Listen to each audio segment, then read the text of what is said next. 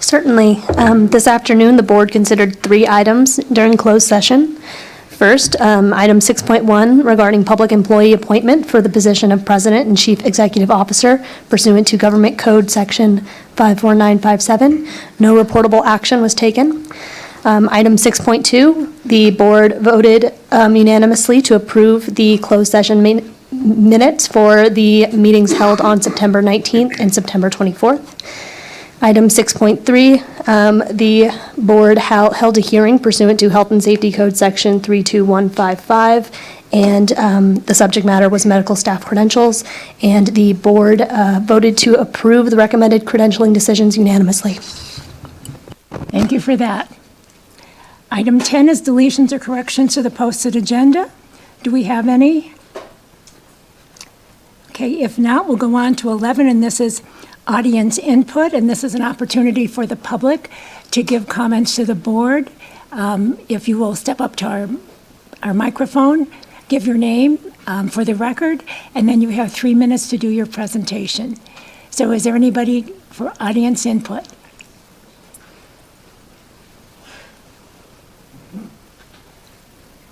Thank you. Hello, my name is Meg Heim. I'm with Citizens Climate Lobby. And I wanted to use my public comment this evening to thank the couple of members of staff who attended last night's community presentation about the health effects of climate change on children.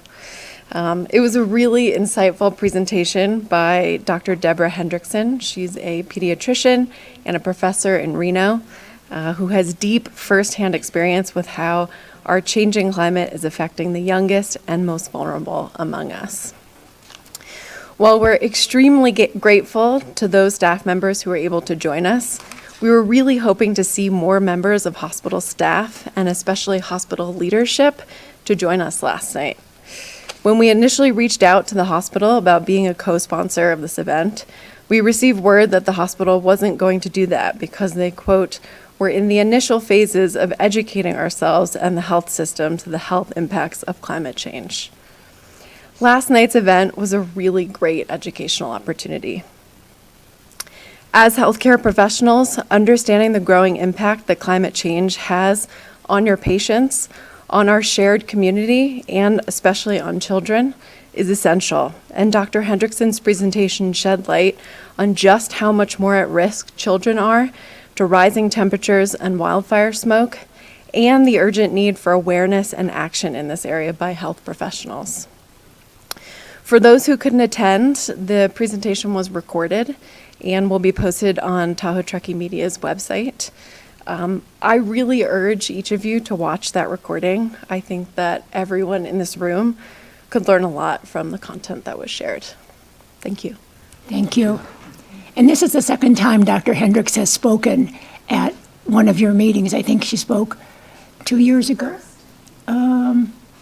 Okay. I would just like to build on that and say that I attended the meeting and it was fabulous. It was a short presentation, less than an hour, and it was educational. It talked about opportunities, and I think that we as a hospital system absolutely must step up to the plate in the environmental arena in this community for the sake of our children, all of our children, our grandchildren, whether they're visiting us or whether they're living here. I think it's critical that we take action. And I think we're remiss at this point in time for not taking action. Thank you for your comment. Any other audience input? Then we'll move on to item 12, input from our Employees Association.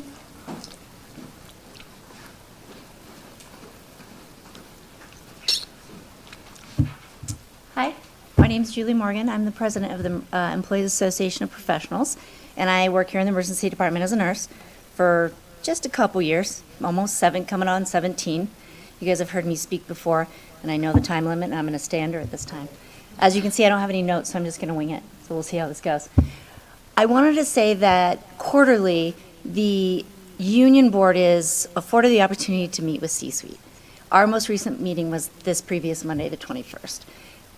We're able to sit down with C-suite and have an open flow of communication back and forth. It's a very valuable time, both for the employees and I think for management and for C-suite as well.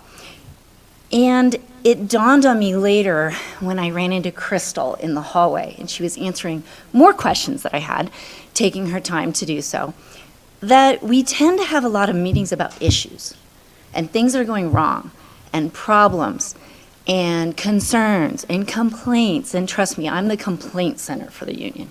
People come to me all the time with complaints, right? And it just dawned on me, I forget to tell C-suite how many times I hear employees say that they're grateful, that they're very thankful that Tahoe Forest Hospital District is a leader in this community, and the things that they afford the employees and the opportunities that are provided for us as employees, and the things that they do for the community and for the people that live in this community. And we have a lot going on right now because times are changing, right? We have 2 board members up for re-election. We have an open CEO position. We have a general election that's making people crazy. There's a lot going on right now. There are people that have moved to our town that we've never seen the likes of before. And they are now in our town and they are driving policy and they're driving change. So I just wanted to take this 3 minutes that I have to say that many, many employees and people outside of the employment of Tahoe Forest Hospital feel gratitude for this district and for the leadership we provide and the things that we do, myself most importantly. And I want to say thank you to everyone that took their time to come here tonight because it is hard to be away from your family with everything going on. And I just wanted to say a positive thing for once. So thank you very much. Thank you. She should get more than 3 minutes.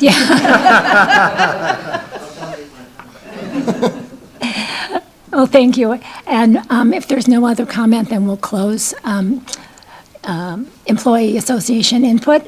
And we'll move on to item 13, which is our Medical Staff Executive Committee report.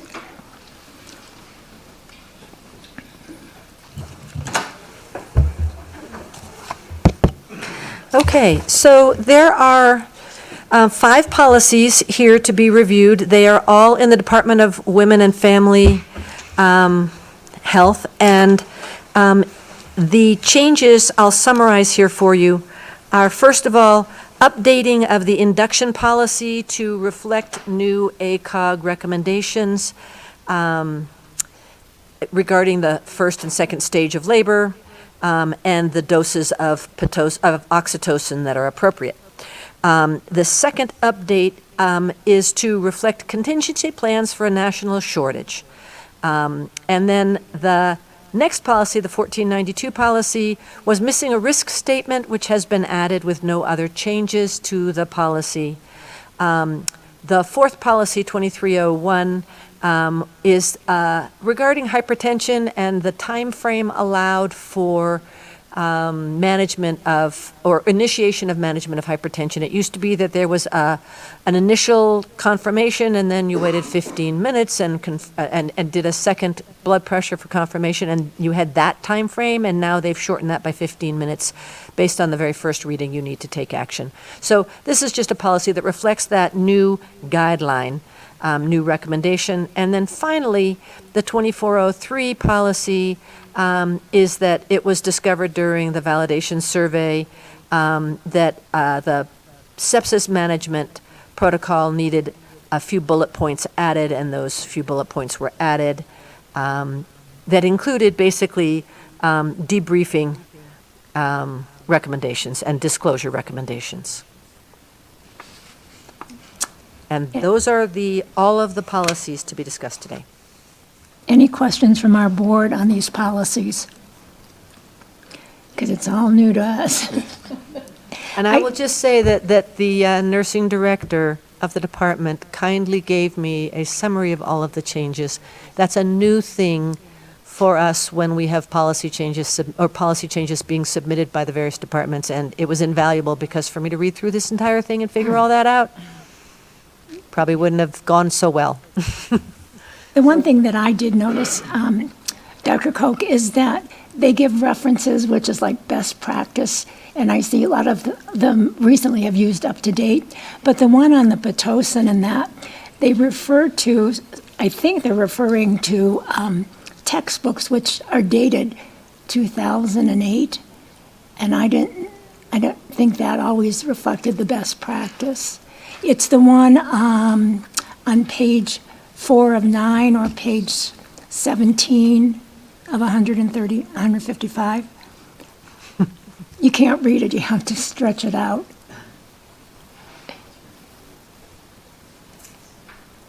But my only point is that all of the rest of them have best practices or where they got it from. So that's interesting. I will bring that back to them. Because all the other ones do have Yeah, their That's references. interesting. I appreciate that, and that's very observant of you. And I will bring that back to the department. Okay, thank you. Thank you. Any questions from our audience about the policies that were brought forth? Because I know you all know about OB. So are you recommending we approve all policies except that one? No. I would No. approve them all. Yeah. I mean, we will bring this back if it needs to be brought back. But there may be a reason they chose that policy. If they need to make another change, Yeah. we'll approve it again. My recommendation is that we approve them all. Okay, could I have a motion to approve the Med Exec Committee meeting consent agenda? I'll move to approve the Medical Executive Committee consent agenda as presented. A second, please. I'll second.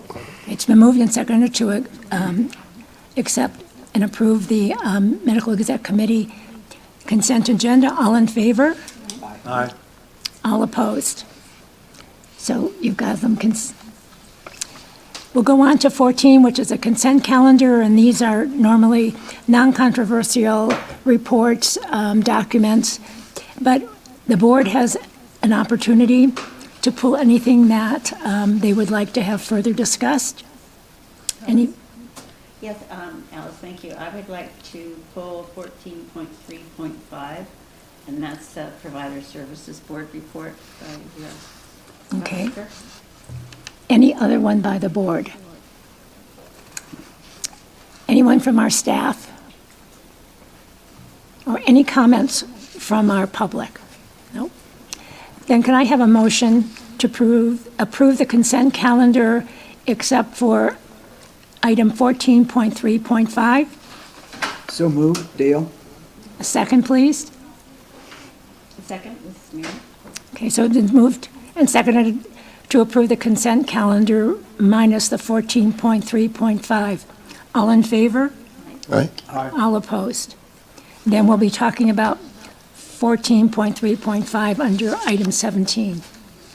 We'll move on to 15, and we have the fiscal year 2024 audit financial statement. And I think we have on Zoom Justin Gomez and Brian Connor. Yep, and we also have Braden Stowe with us as well. And then Crystal will be with us as well. I'm just here in case there's questions, but it's primarily going to be Justin and Brian, I think, doing the presentation. All right. I will share my screen here, and yeah, we can get started.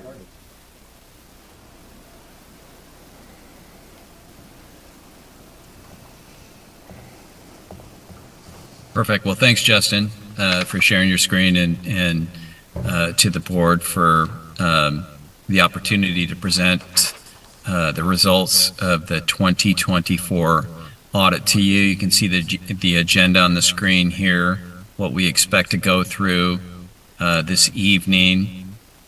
We have the PowerPoint on the screen. I know you received some other materials in preparation for this meeting. I'm hoping that we'll cover the most salient items of those materials here in the PowerPoint. But if we don't, we certainly encourage questions on, particularly on items that you're interested in that we don't cover. But our agenda is really to cover the scope of services, the anticipated audit report, importantly, the significant risks identified, and matters to be communicated to the governing body. And then we have some financial highlights that will give some context to the financial statements that Braden will go through a little bit later. So that's our agenda here for this evening. And so we'll start with scope of services. So we've performed the following services here on the left-hand side. You can see that we highlight that we performed the annual combined financial statement audit as of and for the year ended June 30th, 2024 for the district. But importantly, on the right-hand side of this slide, you can see the other services, the non-attest services that we're providing to the district in the current year under audit and subsequent to year end. And those are, we assisted management in drafting the combined financial statements. We'll prepare the 990 for the organizations that need to file. But we're also assisting management in improving the district's revenue integrity function on a consulting basis, as well as an assessment of the accounts receivable vendor for the organization. And the reason we list these services, not only is it required to disclose to you, but it's an important factor in evaluating our independence relative to the audit. And all of these services that we've identified here, we believe do not impact or impair our independence with respect to the audit, particularly the last two bullets. We've got, there's a certain number of factors that we take a look at to make sure that the services we're providing to the district don't impact or impair our independence with respect to our audit. And a couple of those factors are, are we auditing our own work? Is management taking responsibility for those services? And we certainly believe that to be the case here. So we believe we're independent with respect to these services. And that's, I think, really the most important takeaway from this slide. On the next slide, we'll talk about the auditor's report. So from a draft perspective, we have an unmodified opinion on our combined financial statements as of and for the year ended June 30th, 2024. And that means we believe those financial statements are fairly stated in all material respects in accordance with generally accepted accounting principles in the United States of America. So we'll talk about in a few slides what's really important, I think, as a takeaway from the results of an audit of your financial statements and what you should really be focused on. But the audit report and having a classic clean opinion, which is what this is on the financial statements, this is also an important conclusion and result. And we do have an unmodified opinion on your financial statements. Let's click forward to the next slide and talk about significant risks identified. And to do that, I'll turn it over to Justin. Perfect. Thanks, Brian. So one thing to call out is I know the header here sometimes seems alarming with significant risks identified. And really, during the course of the audit and as we gear up and plan our audit, we do identify certain areas that maybe lend themselves for more risk. And a lot of these are not necessarily specific just to Tahoe Forest. These are really kind of inherent risks as it relates to entities similar to Tahoe and really just across the healthcare spectrum. And also, when you think about what our auditing standards has, which it does list revenue as an inherent risk. And so really, that is what you're seeing here is those significant risks kind of that we called out here. And so as it relates to those risks, we obviously put a lot of emphasis in the procedures we perform around them to really ensure that they are appropriately stated and as we'd expect to see as of year end. And so as it relates to the valuation of patient accounts receivable and revenue, we do multiple testing and multiple different facets of that testing. And so really the first thing we do is get an understanding on how well does management estimate AR. And what we do for that is really perform a liquidation on your prior year AR to see how well management did in estimating that. You then carry that forward into what we call subsequent cash receipts testing, where we look at current year AR and then look at the amount of collections subsequent to year end. Using historical information kind of gives us an understanding on where we would expect them to end up based on current collections, as well as if there's any issues kind of that are sticking out through our procedures. In addition to that, we also do analytical procedures, both over AR and revenue. We test controls, and really as a result of our testing, we found that their model to be reasonable, and we consider the revenue recognition to be appropriate. The other item listed on here is management override of controls, also an inherent risk here. If there were ever fraud to be perpetrated or misappropriation, to really smooth earnings, it would typically be done via circumventing controls. And so really to address those, we perform inquiries, not only of just the accounting and operational personnel, but we also do with members of the board and the committee as well. With that, we do perform targeted journal entry testing, looking for unusual timing, entries that seem unusual, and as a result of our procedures, did not observe any instances of management override. These next handful of slides here are going to be matters that to be communicated to the governing body. This will be almost exactly just a summarized version of that governance letter or the AUC 260 letter you would have gotten in your packet. But really, we're going to run through this in a more summarized fashion, just to highlight those important areas. The first one is throughout the audit, we do look at and review the accounting practices used by the district. And so with that comes the accounting estimates, the accounting policies, procedures in place to ensure that they're appropriate, both for the district as it relates and as it relates to their current control environment. And as a review of we found estimates to be reasonable and current policies to be appropriate. For the first year in a few years here, no new significant accounting policies were adopted.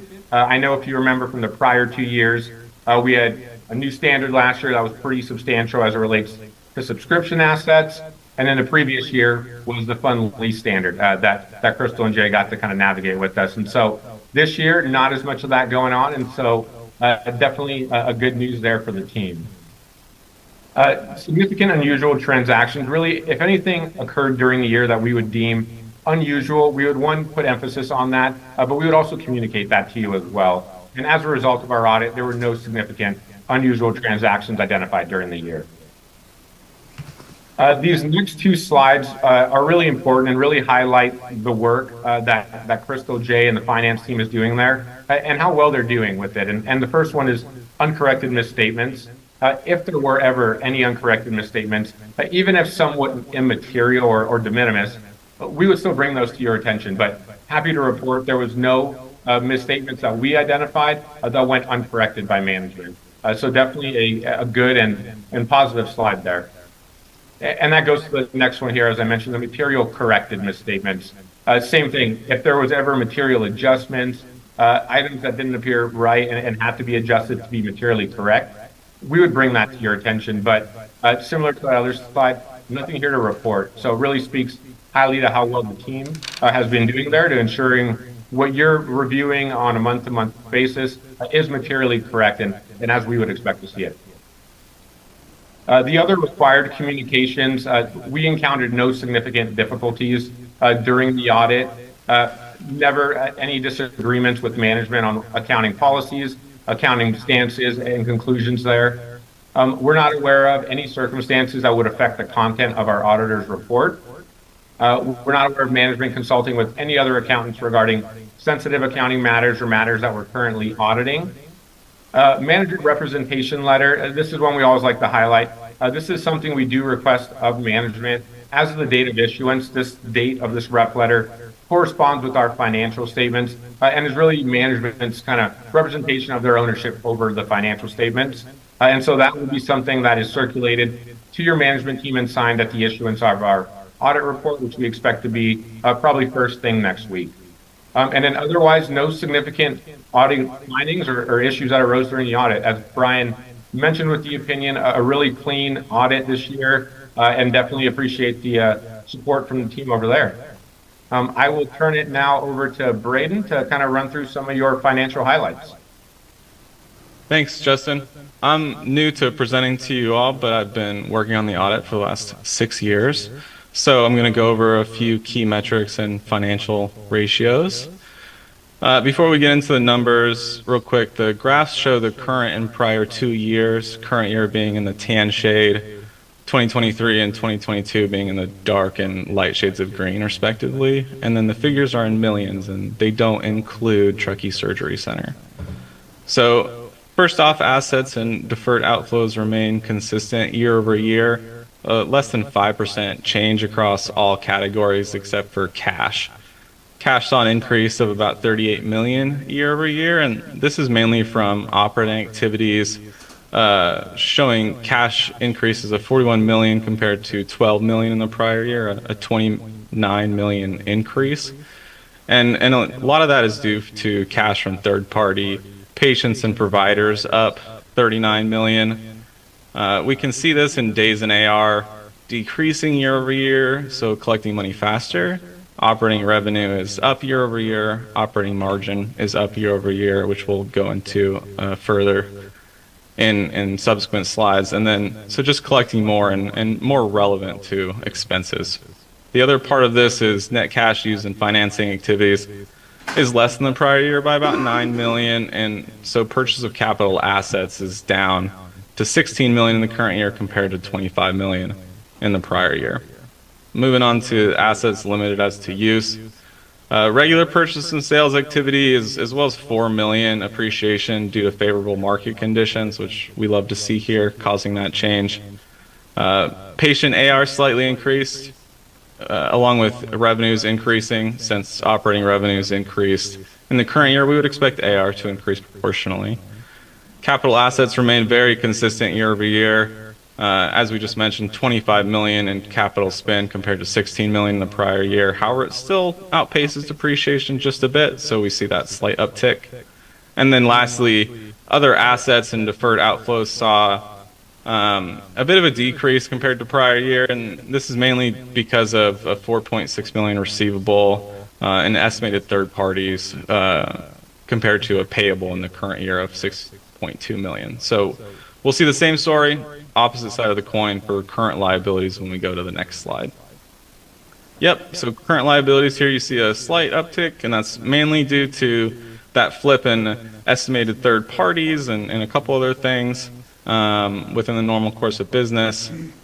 Long-term liabilities steadily decreasing. No new debt and regular payments make for a steadily decreasing long-term liability balance, so no surprises there. And then net position is up 38 million year over year. So may sound similar as cash is up 38 million year over year as well. Same story for cash is true for net position essentially. Strong cash from operations, good utilization of capital assets, and positive appreciation of investments. So moving on to the P&L, the statement of revenues, expenses, and changes in net position. These charts show operating expenses as a percentage of total operating expenses. So at first glance, it may seem like these charts are the exact same, but I promise these charts are made from two different data sets. The results are just strikingly similar. Only change in the expense mix year over year is salaries and wages gained a point while depreciation lost one. And then really quick here, we see net operating revenues up 28 million year over year. Nothing specific to call out, just operationally performing well. Moving on to a couple ratios. Before I go through these ratios, just really quick, these graphs show, again, the current year and then the prior 2 years, as well as two comparable organizations, and then the S&P national medians for BBB minus, which is the benchmark used for the organization. And the comp groups are the same as prior years to be consistent. And then lastly, real quick, comps aren't apples to apples necessarily. These are as close as we can get, but organizations inherently differ, and there are varying entity types included in the national averages figure especially. So please keep that in mind as we go through these. First ratio is days cash on hand, which is debt covenant for the organization. Your debt covenant is 60 days cash on hand. So the ratio is essentially a product of cash and investments to operating expenses. If cash goes up, this ratio goes up. If expenses go up, this ratio goes down. In the current year, demonstrably, cash won that battle, which resulted in the ratio increasing. You'll notice the organization is outperforming all of the comp groups presented and indicating a very strong cash position. And It's about 4 times the days cash on hand that is required by the covenant. A lot of wiggle room. It's good to see.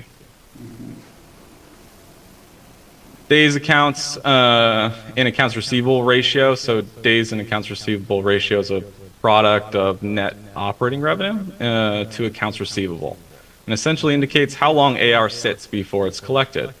In the current year, you see that AR was collected about a day quicker than the prior year, and very consistent with the prior year, but just a bit quicker, which is great to see, and outperforming the comp organizations and relatively in line with the national average, which has been consistent with performance in the prior years. Next, we've got salaries and benefits as a percentage of net revenue. So similar to the prior ratio, very consistent with prior year and only fluctuating about 1%. I do want to call out that the comp organizations are standalone hospitals that don't often employ their own physicians, and so not surprising to see this figure higher for Tahoe. And then real quick, the uptick from 2022 to 2023, you'll notice here, and this is due to that professional fees we discussed briefly last year, that shift from contract labor to in-house labor in 2023, and then it holds steady in 2024.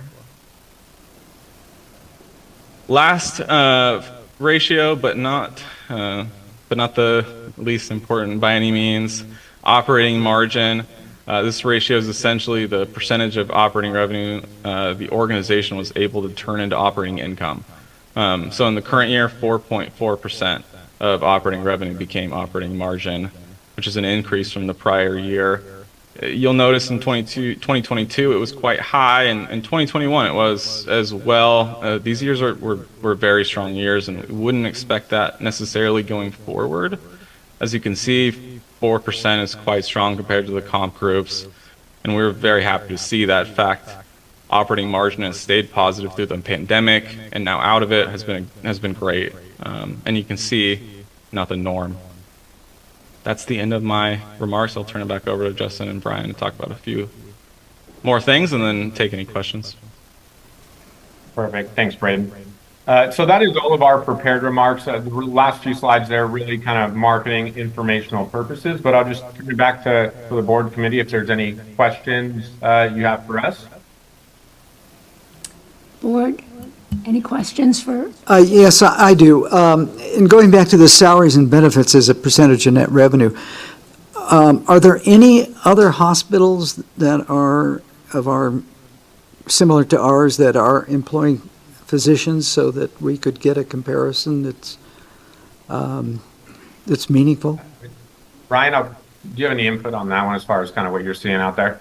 Yeah, that's interesting. It's a good question. So in California, with the corporate practice of medicine laws, most hospitals don't have the ability to employ physicians. So I think you're relatively unique there. If we're including those that, I think it would be what you're looking for, Dale, is, a meaningful comparison of professional payments or wages for doctors there, and we could probably help you with an analysis of other organizations that, are similar in, whether it's resort communities or et cetera, that have physician relationships through foundations or another mechanism where they're not employed, and we could make that apples to apples. We'd be happy to do that, but I think that's one of the issues there. Yeah, because looking at the chart, it isn't too meaningful for us because of that difference. It's a very high level summary of what you're looking at. And I think of some of the comp groups as well as the medians, not just in that slide, but in other slides, at very high level, don't give you a ton of detail and information, but we'd be happy to dig down and help you out with some more granular information. But bottom line is, I think the Tahoe Forest, the allocation of expenses salaries and wages relative to revenues is, above average, and that kind of flows out through the operating margin slide that you see at the end, which is it's unusual in today's environment to have that kind of trend for the last 5 years. But we'd be happy to disaggregate that a little bit for you. So, Dale, if I could Yeah, add, just as a reminder, a couple of unique things about us. Of course, we had a nice little interaction with the IRS that That's what I was gonna reminded talk us about. to, they really didn't care about the California corporate practice of medicine and said we should be employing these physicians. They're not independent contractors. So that was one unique thing that I don't think other facilities have experienced. The second thing is there was a pilot program for critical access hospitals to be able to directly employ physicians. But as you know, we're not a unique critical access, or we are a unique critical access hospital. So even trying to compare that to others, the number of physicians we employ would just be dramatically different than what a typical critical access hospital would be employing. So there's a few things there that make us unique. The last thing is the gain sharing program. So not a lot of hospitals offer a gain sharing program where they share the success of the organization with all the employees. And so, of course, that's accrued in our numbers too. So there's a few things that just make us a bit different. Right. So isn't it a bit surprising when the IRS came after us that we decided to buck those rules that said you can't have employed physicians, and we did?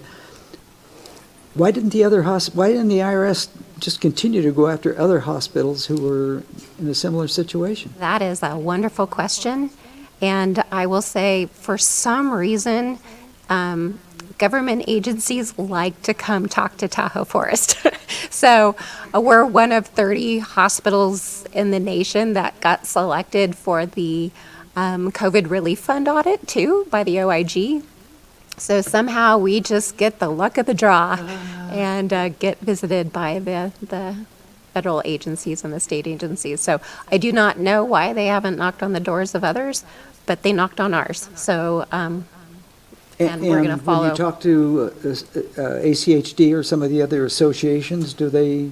Well, keep in mind, some of these other hospitals that are large have enough physicians that they've established foundations, and they do their models through the foundation model, which is perfectly fine. We, at the time this happened, didn't have enough physicians to create a foundation model.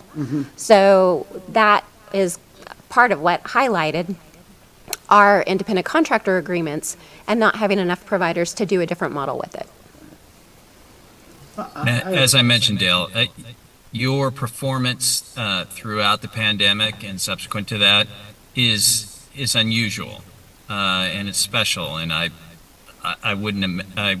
could imagine that had something to do with you being singled out for some of these things. Yeah, for special treatment. IRS doesn't like unusual. Yeah. Right, yeah, especially in that direction. Yeah, I have a question on this. One of the things that makes us unique as a district hospital is that we are nonprofit. And I don't know how that impacts these ratios, but we don't have money going out of our system to pay shareholders or others, the profit from the hospital. And because we don't, would that tend to make, our expenses for healthcare givers, which is, what the numbers are here for the employed physicians, would that tend to make them higher? Yeah, the information that we have on the slides, both for the comp group and the medians, are not-for-profit ratios and medians. So it's comparable. You're not including organizations in those comparisons that are where you're inuring to private stakeholders. So I don't think that has a big impact on those particular ratios. But in a lot of these ratios, there's just each individual market is unique. So, when you look at days in AR, for example, that's a slide where, the numbers are all over the place, and it has more to do with the individual market dynamics than it does to the nature of the organization being not-for-profit or government versus for private enterprise.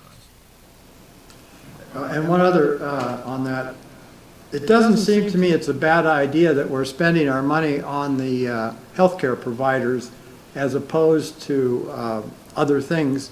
I mean, that's the thing we do, is we provide people who take care of people. So looking at the numbers here, it looks like, if you get the big picture on this, most of what our revenues go for is to pay for the people who are providing the direct care services to our patients. And I don't know, just my feeling about that is that that's a good thing. I guess I'm looking for confirmation of that. Well, I think from a financial statement perspective, when you look at the organization, there's so many positives that come out of this, regardless of comparisons to other organizations. The financial position of the organization, you're very liquid, you're not very leveraged, you have a great balance sheet, and the performance of the organization, being able to maintain margins, all of that is, I think, is a significant positive for reflecting on the financial performance, but also, reflects on the organization's ability to recapitalize itself and be able to be in a position to provide those important quality, safety, patient care services for the community going forward. So I don't see any negatives in any of these ratios. It's very positive from the organization from a financial perspective. Thank you for that confirmation. Yeah. Okay. Any other comments or questions from our board? Anybody, anything from our staff? Any final remarks from our CFO? Just to thank my whole accounting team. It takes a village to get the audit done and come out with the results of a very clean audit. Moss Adams is wonderful to work with. We're very collaborative. We align, make sure our thinking is in alignment with the rules and the regulations, and they've been wonderful to work with. And those would be my final comments. Thank you. So I want to make one comment, which is that your team deserves a grade for this, and I would give you an A+. This is really a great audit. So I said this last time, and I'm a little scared to say it again. So this marks my 20-year anniversary with Tahoe Forest, and it was only the very first year of being employed here did we have findings of adjustments. From that year forward, we have never had an audit adjustment, nor does Jay and I ever want to see an audit adjustment going forward. So if you find any wood, please knock on it, because it's a great track record. Well, thank you for leading. Yes, yeah, I'm not surprised that Crystal thanks her team, but it starts with leadership, and thank you very much, Crystal, for those 20 years of great audits. This is great. Crystal, if you would share just one last comment. You said at our finance committee here meeting recently that you're using Moss Adams for more services. Would you care to share? They did highlight those on that one slide of the non-attesting services. They're assisting us to develop a revenue integrity program. We want to follow best practice, and so they're helping us develop policies, like a denials committee and a bunch of other work that we're doing in that realm that will only help us enhance our revenue cycle within the organization. They are also assisting us. We just recently switched vendors to assist us with our accounts receivable, and they're helping us kind of look backwards to assess the work of the previous vendors to make sure we were appropriately billed for the services that came through on their invoices. So we're going to take a look at that and button that up. So those were the two projects they're helping us work Great. on. Thank you. Well, thank you. And thank Moss Adams and Justin and Brian and all the work that you've helped us get through this audit with. We look forward to years ahead.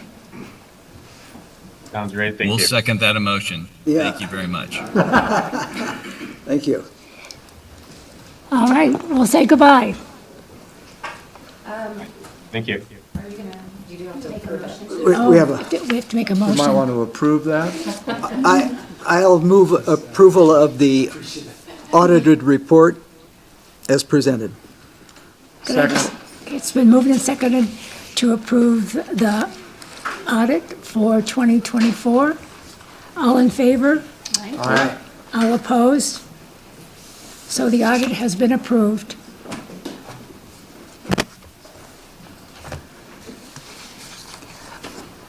Okay, then we'll move on to 15.2, the resolution 2024-08. And this resolution forms our President and CEO search committee that's going to review the resumes and conduct our interviews 1 and 2. And we made this into a resolution because our committee currently does not fit into the normal form of a committee, in that the whole board is on the committee, as well as the chief of staff and the chief financial officer, who will help support the board with information. But it is the board alone who will make the decision on the selection of the final CEO.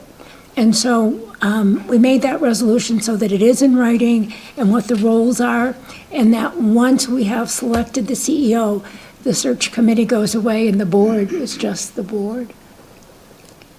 Any questions about the resolution?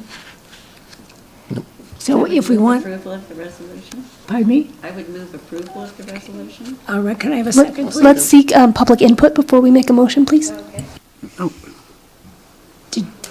Is there any input on the resolution for the search committee? No? Okay. I will make a public comment on this, which is, we've gotten a lot of feedback that, there needs to be eyes on the CEO process from a lot of different directions. So we've tried to expand the committee so that we can do that. And that's what this resolution is about. It hasn't been the way it's been done before. It's a much broader approach, and we're seeking to get insights not only from our AC, but from our medical staff. And so this is a way, I think, to provide conduit deep into the organization so that everybody has some input on who's going to be our CEO. So I just want to explain why we're doing it this way. And it's a representative from those groups. It's the chief of staff from the medical group, and it's the CFO from the employees AC directors group. So I think we can have a motion now. I would move approval of the resolution. I'll second. So it's been moved and seconded to approve the resolution 2024 regarding the search committee. All in favor? Aye. All opposed? So the search committee is legal. So our next point for discussion is urgent care, and we've got Chris Malone and Dr. Lemack. Welcome. Sorry, what's that? The clicker is behind the Clicker's behind here. That's here.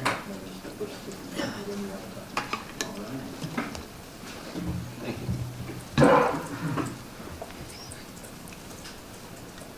All right, So my name is Chris Malone. I'm a PA and the director of the Urgent Care Service Line. To my right is Dr. David Lemak. He is the medical director. Is it on? Mics, microphones. Okay, I want to push this slide forward. Here we go. There. All right. So I'd like to start with just a little bit of gratitude towards the board and leadership for recognizing that having a dedicated urgent care service line is integral. It's an integral component of providing the best health care to this community and visitors alike. So starting with some appreciation. History/timeline and roadmap of this presentation. In December of 2022, Truckee Urgent Care went live. Before that, we were primary care and urgent care together. We had hours of operation in Truckee from 9 a.m. to 5 p.m. with single provider coverage during that time. And after our go live, we doubled that provider coverage, and we also increased our access in terms of hours. We then stepwise went to Tahoe City. That was the next step in progression, and had separation of primary care and urgent care in June of 23. And in that location, it additionally was 9 to 5 prior, and then we changed access from 9 to 5 to 8 a.m. to 6 p.m. We added Sundays. And in the summer, we doubled our provider coverage because it's so busy in Tahoe City in the Lakeside community. After that, we went to Olympic Valley. And then last but not least, in May of 2024, our most recent venture was into Incline with the weekend walk-in clinic. Next slide, please. Who we represent is a mixed provider staffing model of physicians, PAs, and NPs.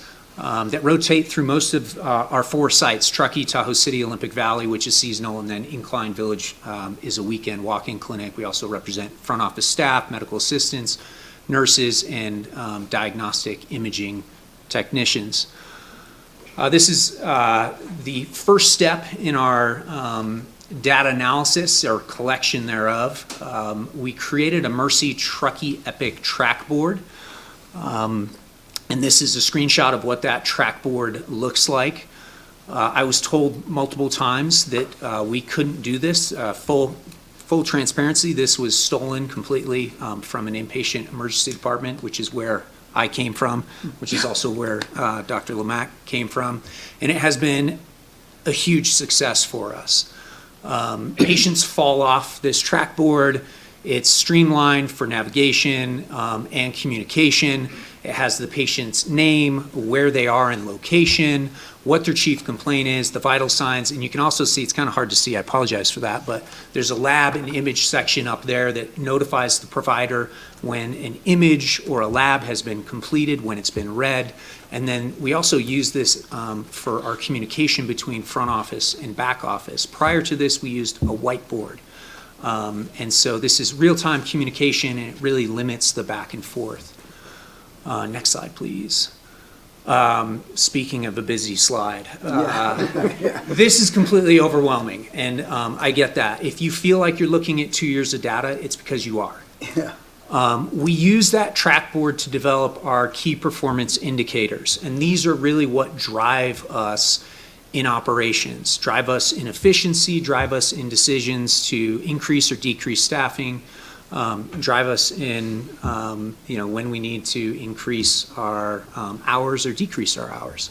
And the things that you can see up there on the left part of that board is the total number of patients seen, the time it takes to get checked into a room, the time with a nurse, the wait time for the provider, the time with the provider, the total time the patient spends in the room, and then your total door-to-door visit time.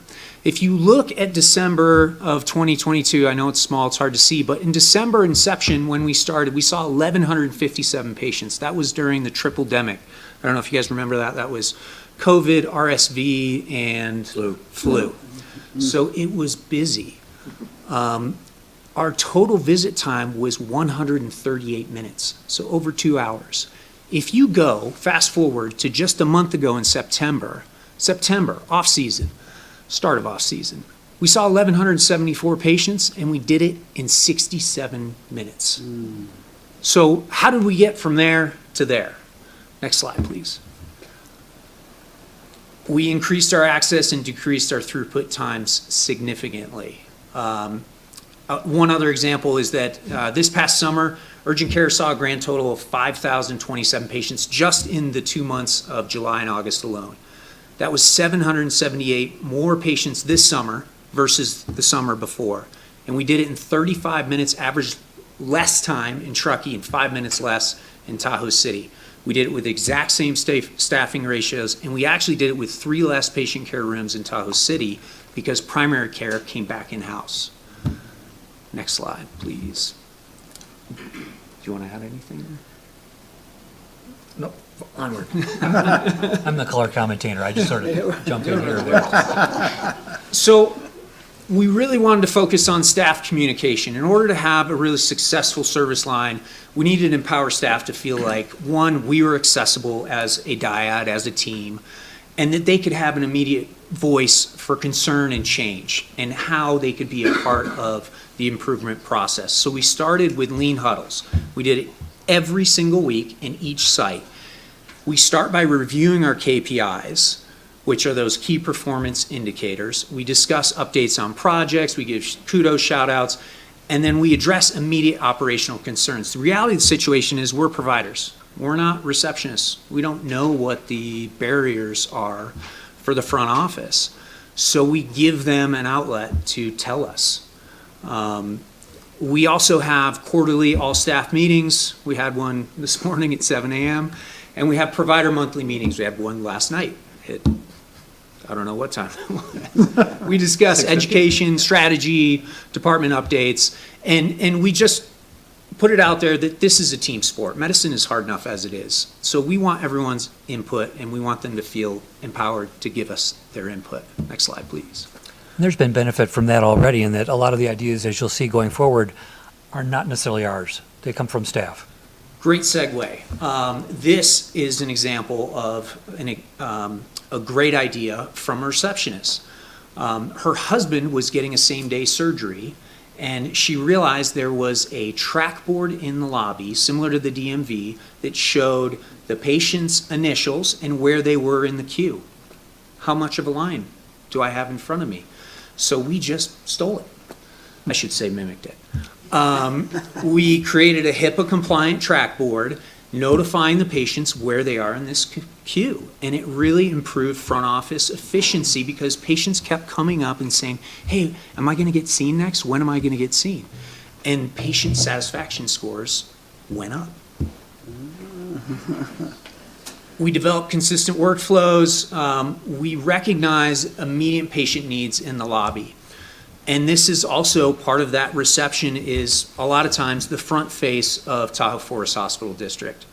So, smile, hand them a mask, or if they limp in, get them an ice pack, get that ankle up if we can't get them back into a room, and communicate with them. Hey, we're going to get you back as soon as we can.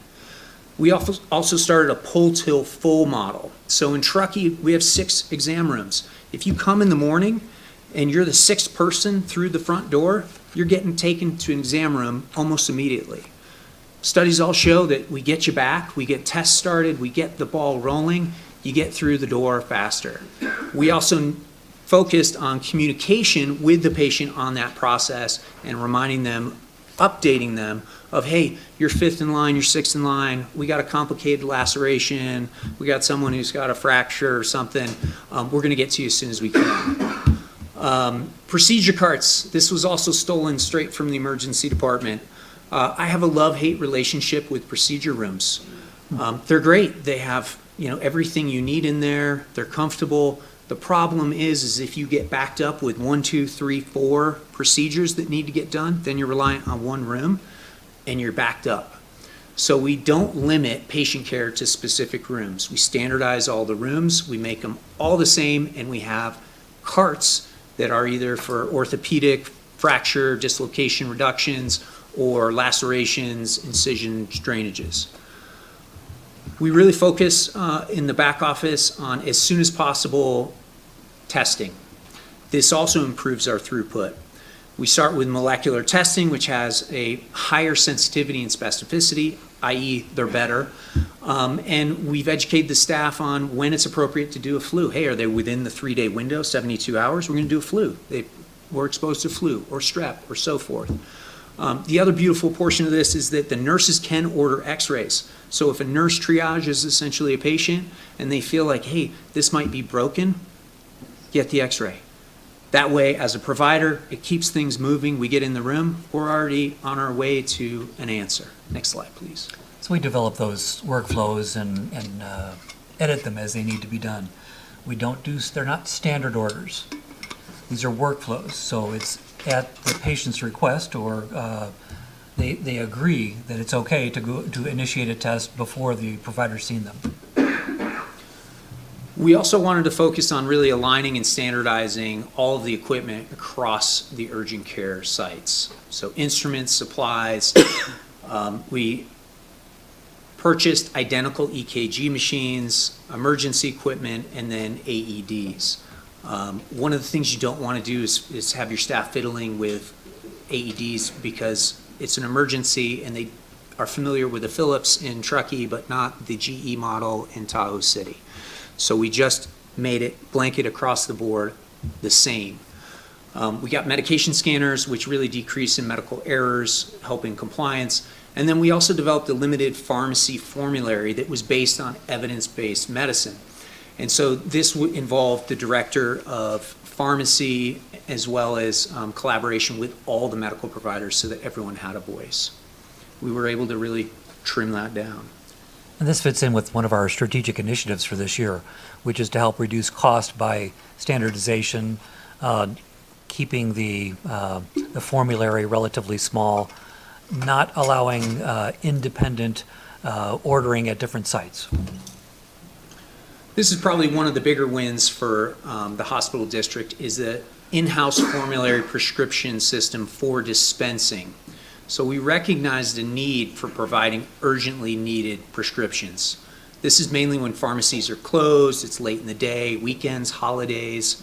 We have extended hours. Our pharmacy won't accept prescriptions after a certain time, and we're open for at least an hour after that.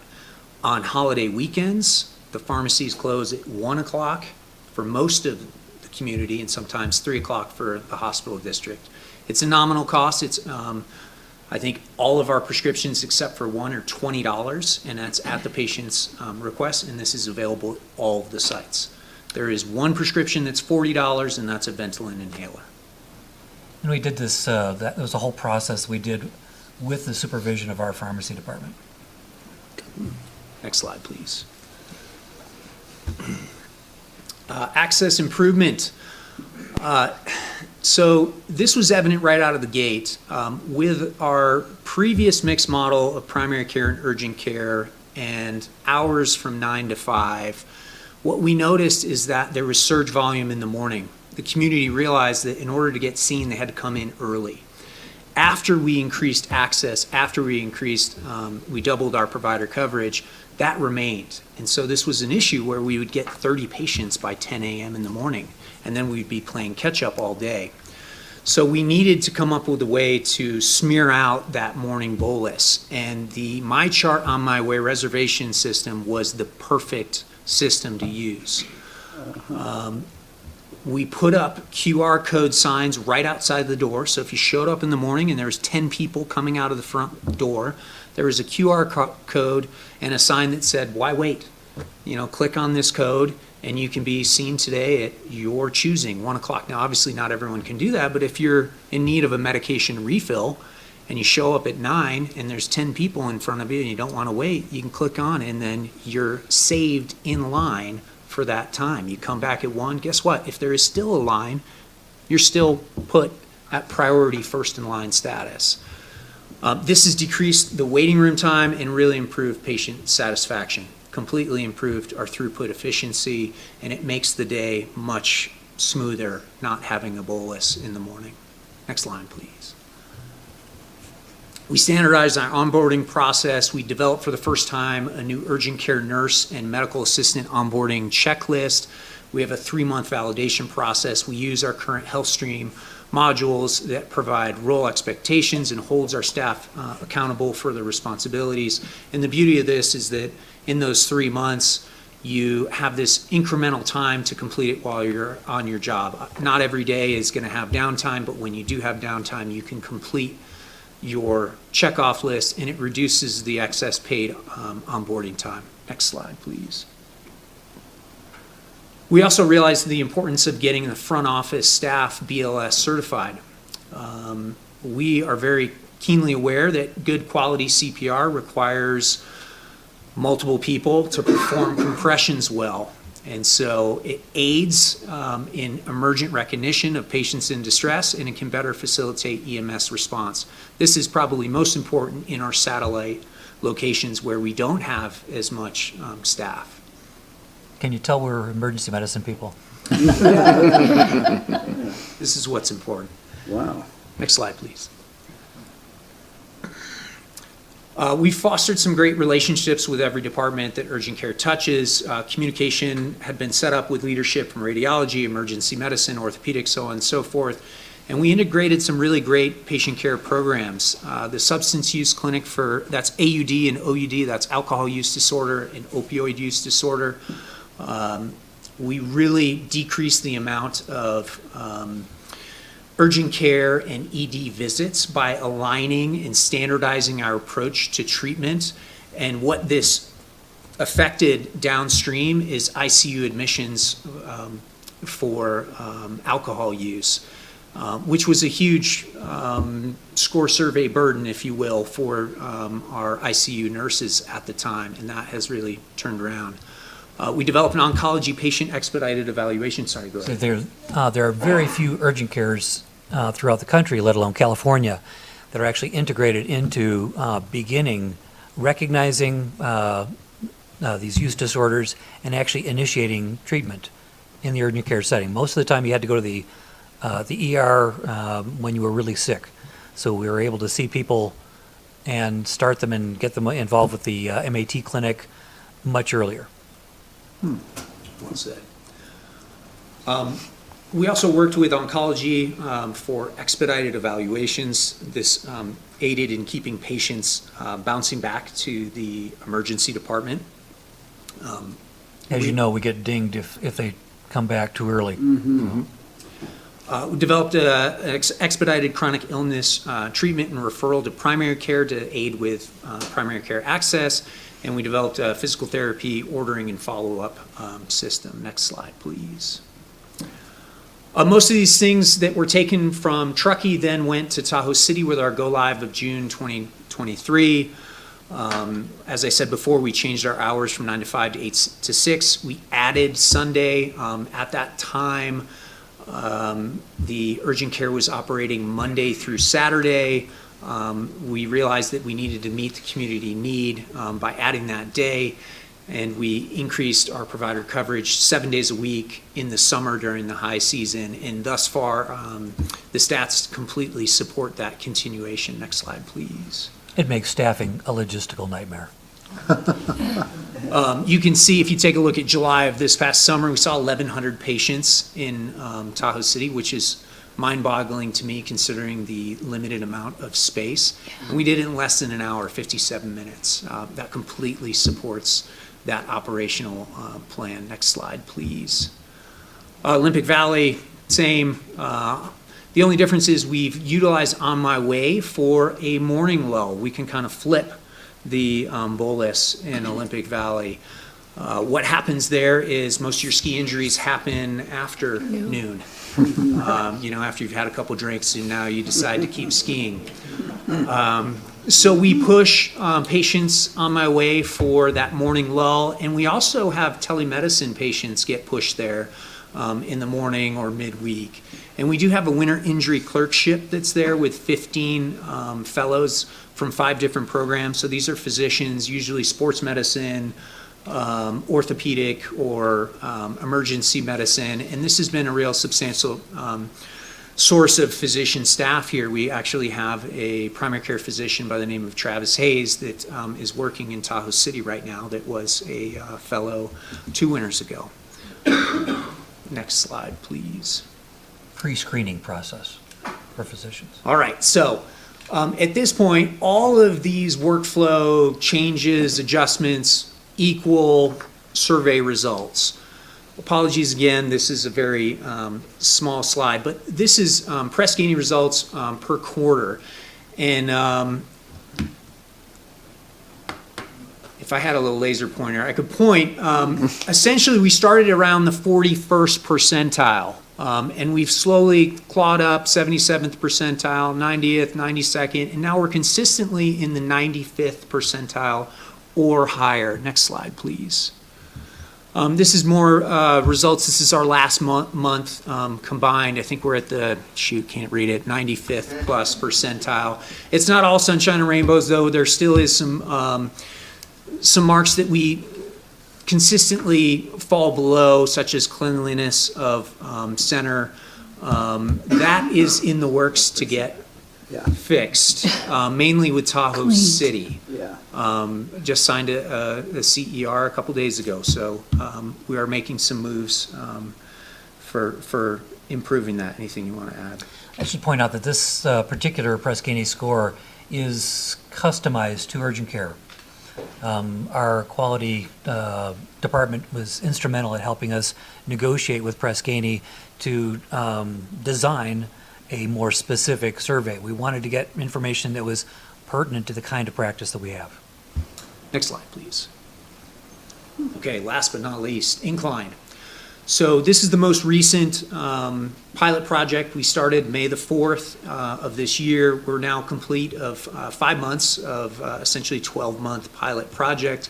This is operationally Saturdays and Sundays, 8 a.m. to 6 p.m.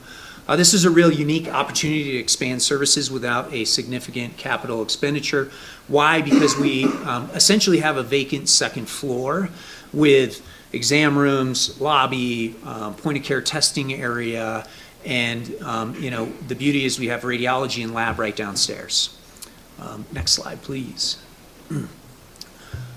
What is in place for incline right now, at least for, I won't say competition, but a urgent care right now, is limited in its operation. It is Monday through Friday, 9 to 2 p.m. and no weekends. So the community there really has limited weekend walk-in availability, both for the residents and visitors alike. And what that means is outside of those hours, visitors and residents need to travel 20 plus minutes, Tahoe City, Truckee, Reno, Carson City. And those that travel equal lost revenue. If they're traveling outside of the hospital district, we're losing out. We have a great emergency department there. I know lots of the docs, lots of the nurses there, but the reality of the situation is that copay and out-of-pocket expenses are really a disincentive for those patients needing less than emergent care. And most of the patients that I've seen personally there, I mean, it's anecdotal, but they don't want to go to the emergency department unless they're having an emergency. They'll go to Carson City, they'll go to Reno. South Meadows is right there. Next slide, please. We've actually done a little investigation about how much we may have hurt the incline ED by our presence there, and we really haven't. And all that the revenue is not just for patients being seen, it's all the downstream revenue that we generate. This really should be a bell-shaped curve. July is our outlier. Unfortunately, we had a provider show up with COVID and missed a busy Saturday. But we're averaging anywhere from our cold start in May from just below 8 patients a day to 15 plus patients a day in August. Next slide, please. When you dive down on the data, what you realize is that we're seeing a lot more patients on Saturday versus Sunday. Next slide. So much so it's actually double the amount of patients that we see on Saturdays versus Sunday. Next slide, please. Which is actually fairly similar to what we see at our other sites. Not that uncommon. Is there a reason for that? Nobody gets sick on Sundays. They're all in church. It's obvious. No, there's certainly a disincentive to use any elective time to get something done to try to come in on a Sunday. You don't need a work note on Sunday. Your kid doesn't need a school note on Sunday. But visitors are leaving on Sunday, so they're That's going to true. get treatment at home. Yep, and they'll wait, especially if they're a Kaiser patient, or sometimes they just want to wait and say, hey, maybe I'll get better tomorrow. And if not, I'll go on, my scheduled work day. Some interesting facts is that half the patient volume presented with an already established primary care provider at incline. That equals good referrals. This blew me away. 77% of all the patients had an incline or adjacent incline zip code. 77%. Really utilized by locals. We had a great, warm local reception from both patients and medical staff alike, and we're going to continue this data collection for a year, and at that point, we'll review strategic operations or plans at that time. All right, wrapping it up. Urgent care provides convenient, high-quality health care for an evolving variety of community and organizational needs. Our contact information is there, but we'll field any and all questions at this point, unless you have anything you want to add. I have a comment. First of all, I love the dyadic relationship concept, and you have embodied that so well. So I just want to give you a compliment on that. The other thing I'm curious about is you've talked about really hugely increasing patient satisfaction. I mean, it's amazing to go from what, like 50-something to 95? That's an amazing difference. So, and I'm also wondering, what about your staff, your personnel? What is their morale like? How are they doing? Because you guys are pretty busy and pretty efficient. So does it reflect there as well? I think, speaking to the morale portion, I'd be dishonest if I was to tell you that at the end of our high season, they weren't feeling the fact that they had seen, more patients than they'd ever seen before. We recognize that, and we, have developed a culture of an open line of communication where we talk about the numbers every week, but I say this every single week. It's not about the numbers. It's about the patient care that we're providing the community. And I think that speaks volumes because the staff really take pride in getting the numbers down. They take pride in seeing what they've accomplished, and it's a feel-good thing. And it's all about being accessible as well. Dr. Lamack is essentially on call 7 days a week, 365 days a year. Wow. Except when he goes to Africa once, and he's not doing that again. But if you're accessible to your staff and they feel comfortable and confident in telling you what's going on without judgment, then you can enact change. It's the immediacy of response. Don't let things smolder. And if there are interpersonal issues, we ask them to work them out as soon as possible. It is potentially a difficult place to work, but we've been blessed with great people who like working together. Well, pass on, at least from myself and I think our whole board, our appreciation for what you're doing and for what they're doing. We'll pass that along to them. Yeah, to me, it's smart, it's creative, it's data-driven, and increasing patient satisfaction. I mean, what more could we ask for? It's fabulous. I've got a couple of questions if I could. One of the downsides of being on the board is that in the grocery store line, my neighbors know I'm on the board and they ask me these questions. I don't have answers because I'm not involved in the day-to-day operations. But primary care and their inability to get a primary care appointment has been, up until recently, I think it's improving. My sense is I'm getting fewer phone calls from my friends.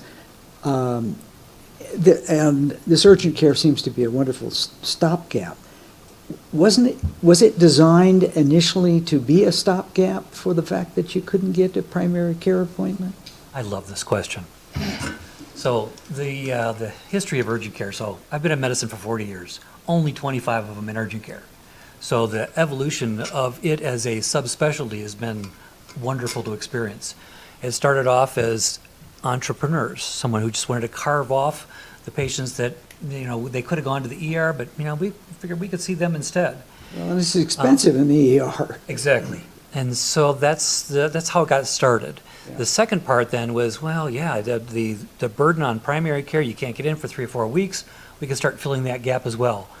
But with the maturation of the subspecialty, we've gotten very good at the people that we see. So for example, I love Marcus Welby, but do you think Marcus Welby could see your child diagnosed pneumonia and have them out in an hour? No. So we've leveraged point-of-care testing, the availability of on-site radiology, having well-trained, integrated staff with workflows to be able to bring convenience as well as good quality medical care. So I would argue that nobody does what we do in this niche of medicine better than urgent care. Yeah. Thanks. Okay. All right. Who's Marcus? Do you keep track? It doesn't work here. Do you keep track of how many people are transferred to the ER? Yes. Is it significant where people show up at urgent care and say, no, you need an MRI? And National average is about 3%. Now, that's the hard part with national averages. That takes kind of convenience store urgent cares all the way up to what we're doing, which is quite a bit more sophisticated, kind of almost sub-ED quality of care. And we're a little bit under 3%. And that's all. So it's not significant. And then one last question. North Star, you didn't mention. What, the clinic there, what? It's run by Vituity, who's Okay, the exclusively. emergency department contractor. Okay, and we have no employees there at all? No, okay. Okay, thank you. Wouldn't mind being there. Yeah. Well, we were for a while. At one time, we did have a presence there. Don't get us started. Yeah, please don't. Yeah, please don't. We'll move on I from just that. wondered what the. I had a question about On My Way. Have you found that to be more useful now that people are getting used to it? I just know that in my house, my husband thought he could just walk in, and I go, I'd make an appointment before I just walk in. And he really liked the way it worked out. And I find that more people that I've talked to who said they've used urgent care, I've asked them that, and they've been using it. So it's almost like making the appointment, though you may not see the same provider.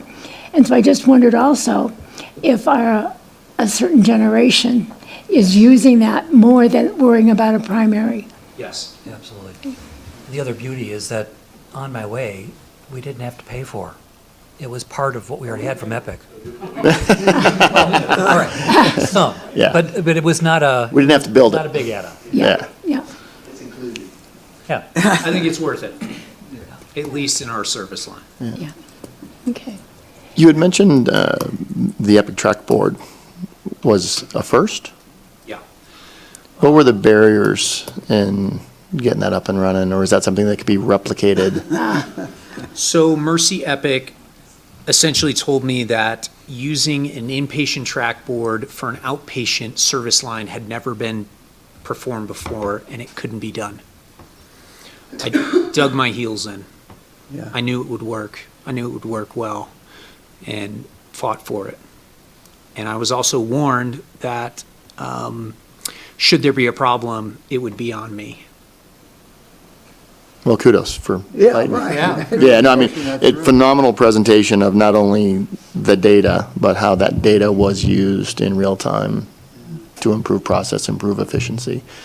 We see a lot of data. That's one of the few presentations where, the data was translated into action, at least in the presentation. I'm not saying it doesn't happen across the organization, but absolutely brilliant. Thank you. Yeah, that's what we'd like to see as we look at all the clinics. It's just something like that happening where they can see the data and make adjustments right away for it so that they can have the through time much shorter, seeing more patients. Okay, anything from our audience? this has been quite an interesting. I just wanted to make a couple comments. So I'd love to tell you in 2022, when we were thinking about doing this project, that we anticipated what you just heard, but I can't say that. We gave initial targets and expectations to this team, and they just kind of laughed as they just blew them by and kept going. So when we talk about dyad leadership teams and hiring the right people and then listening to them, that's your poster right there. They have done a tremendous job over the last 2 years, and I just want to give kudos publicly to you guys and say very well done. And I hope to replicate that continuously in other service lines. So Thank you for trusting that concept. Yeah. Because that's a big leap. Yeah, the only concern I had was when you said you were stealing ideas from the DMV. I, as a general practice, wouldn't recommend. But it worked out. Have you So been to the Reno one? they actually do a good job here. They're an easy target to poke fun at. I'm not joking. One of the things I would also add is that, again, a lot of the projects that have resulted in improvements come from the staff.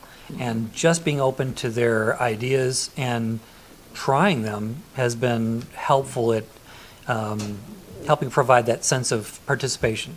We have one of our nurse practitioners did her doctorate on a nurse prioritization that's similar to what the ER nurses do in triage.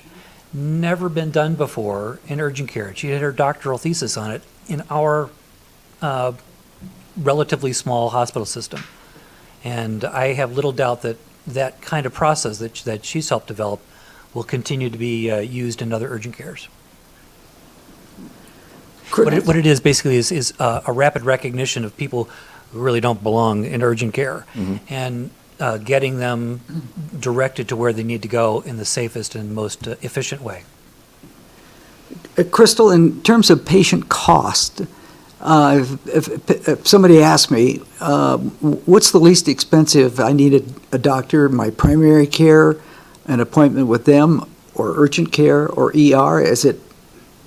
Well, you just said the order. That's what I figured, yeah. The order exactly correct. Yeah. Yep. A lot of insurance companies are requiring you to go to urgent care before you go to an ED, and then they'll write off the copay.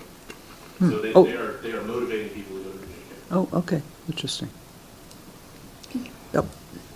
Well, if there are no more comments, thank you guys so much for your presentation. Thank you. Thank you Great. for your time.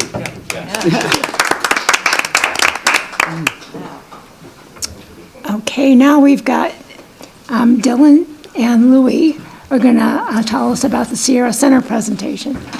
Well, this is actually a nice transition because Dr. Lamack and Chris Malone, they were instrumental in the development of this next presentation as well. So as you heard from them, there's a lot of excitement around urgent care, or a lot of innovation in the space of urgent care. And I think you'll see that here today as well, in terms of put on your vision goggles, because we're going to take a quick tour around the brand new Tahoe Forest Sierra Center. Is that sign up already? I wish. That's No. I go, did I miss that? No. So Alice, just put on your vision goggles, because we're going to show you some things that doesn't I had exist them on just already. yet. I forgot. Yeah. This is all. But you can be excited about it, though. Awesome. Well, thanks for the intro, Louis.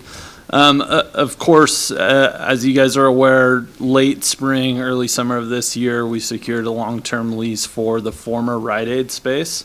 I really hope that this time and that time is the last time I get to say that name. So again, this presentation is very visionary. We've reached a part in the process in which we have essentially the layout developed, the orientation, quantity of exam rooms, how the space will operate, how the interiors will look, and really what that look and feel will be from a patient and staff perspective. So starting with the exterior, we have included this as the Tahoe Forest Sierra Center as a building name. The building name's intended to be unique, but also a wayfinding tool. So during that scheduling process, we can start to drive the location and create that wayfinding experience. As a project goal, our key service lines that we were looking at increasing potential and really designing for the longevity and expansion of services was our outpatient lab draw services, our urgent care specialty, as well as our outpatient retail pharmacy, or our retail pharmacy. In addition, and very much not to be lost, a key departments to this project as well is also our cardiac rehab department, as well as our wellness department. So this is the current design for the exterior signage. Again, we are still in the town permitting process. So as you see these, there are some minor changes that could come out of jurisdictional comments. And in addition, and not reflected yet in the drawings, is the whole center's actual exterior siding is going through an upgrade. So most of the center's actually completed, and they're working to schedule this portion of the center as well. So diving into the layout, again, going through the service lines, we have urgent care in the red up on the screen. So urgent care is one of the most immediate departments to be recognized. Coming into the vestibule, they actually have a separate entrance. The reason for that is we wanted to separate that patient population as soon as possible from a sick versus well perspective. Just provide safety and cleanliness for the rest of the center. The urgent care facility has a myriad of uses and specialties driven in there to drive the flexibility of use. We've incorporated nurse triage space. There's 9 multi-purpose and functional exam rooms. Similar to our primary care projects, the medical director and operational director who you just spoke with alluded to a teaming concept from a provider space perspective. And then in addition to that, we also have x-ray services. Uniquely, before I go to occupational health, is there's a ton of similarities between the design from an infrastructure perspective between urgent care and occupational health. And we did that very intentionally. So we combined and did adjacency for a multitude of reasons. First and foremost, they are sharing support space, so such as medication rooms, clean supply, dirty supply or dirty utility, etc. And that's just combining service lines, being more efficient with the square footage that we're afforded. In addition to that, we've seen how successful urgent care can be on weekends and extended hours. Occupational health does not have the breadth of schedule that urgent care does. So we actually have the opportunity to not only stretch and flex immediately urgent care into occupational health and vice versa if need be, but it also operates as a future-proofing mechanism whether we needed to increase the capacity of urgent care at a later date, as this is a very long-term lease. So jumping into Occ Health is shown in the green space. Again, you'll see the duplication, very similar design concepts as it comes to the exam rooms.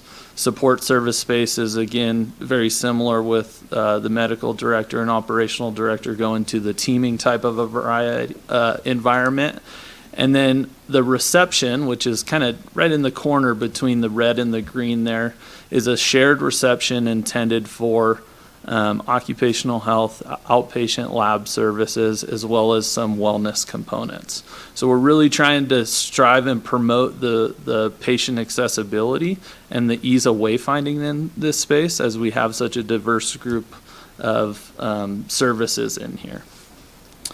Looking at outpatient lab, they're in the yellow space. So there's 4 lab draw spaces and the associated processing room for that space. So that's an increase of about 1/3 for that service line capacity. And then over to the right of the screen, we have retail pharmacy in the blue. So currently, retail pharmacy is operating in around 350 to 400 scripts per day. We designed this space to be efficient for 750 scripts per day, and that doesn't include any automation, which is coming to market and being assessed. We did go with a shared or combined restroom concept. Again, that was space saving, and through the design of this space, we were able to kind of make that central lobby, as you can see, that's kind of developed here. To the top of the screen in the green, the light green, is our cardiac rehab space, so moving cardiac rehab out of the hospital. That, in addition, has gained quite a bit of square footage as well. And then, of course, last but not least, we have our health and wellness department over in the upper right in, I think that's roughly orange. So consult space, again, flexibility of use.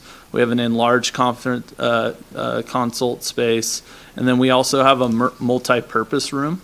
The intent of that room is really to double as also a conference room. So in current operations, that room is not occupied 100% of the time. And then in addition to that, it's highly flexible. So we have movable furniture. They do Pilates classes in there. So the quick adaptability of that space is paramount. And then we also had a little bit of extra space. So we included a small conference room that's kind of just on the very top right of the blue, the retail pharmacy space, and just a different additional conference space for meetings to be utilized by the health system.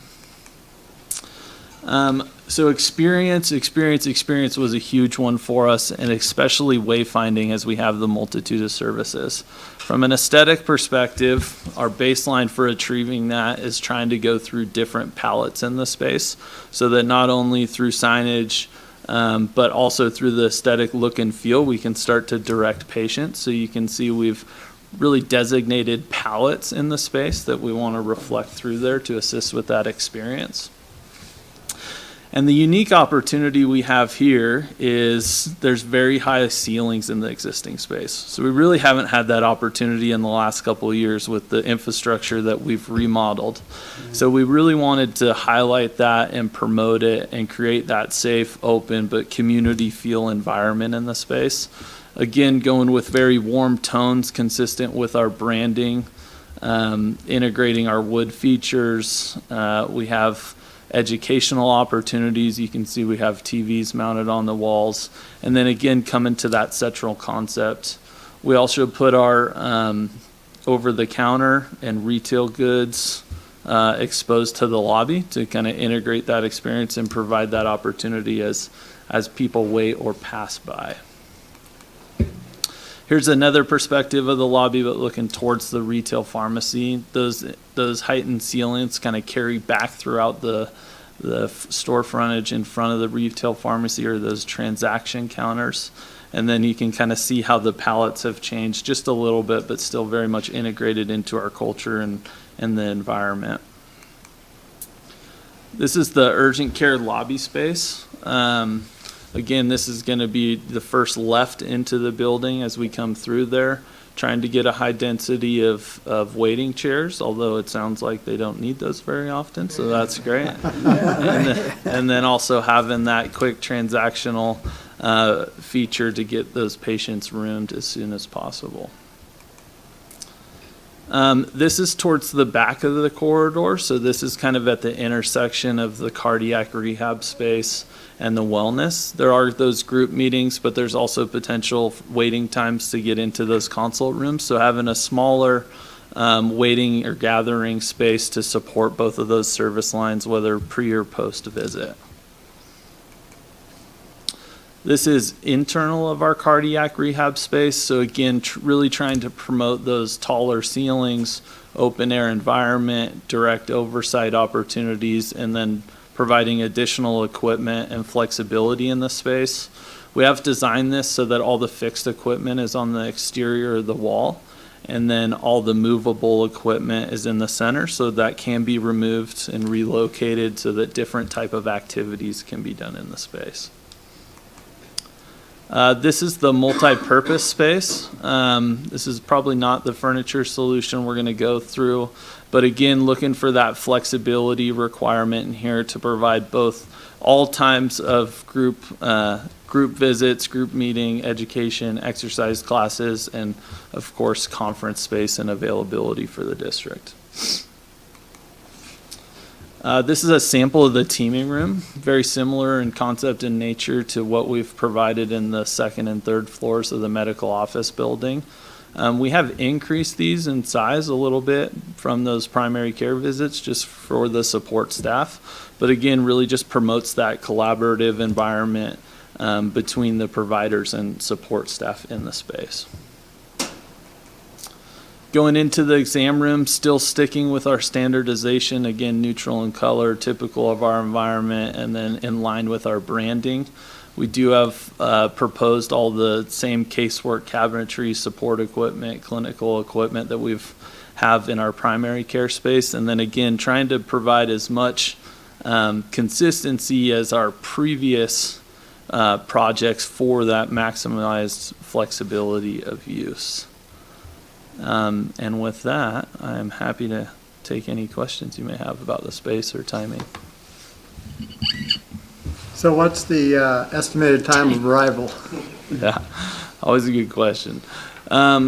So we did just get the naming and the rendering. That was probably one of the more major comments we got back from the town. So we are going through a zoning clearance process.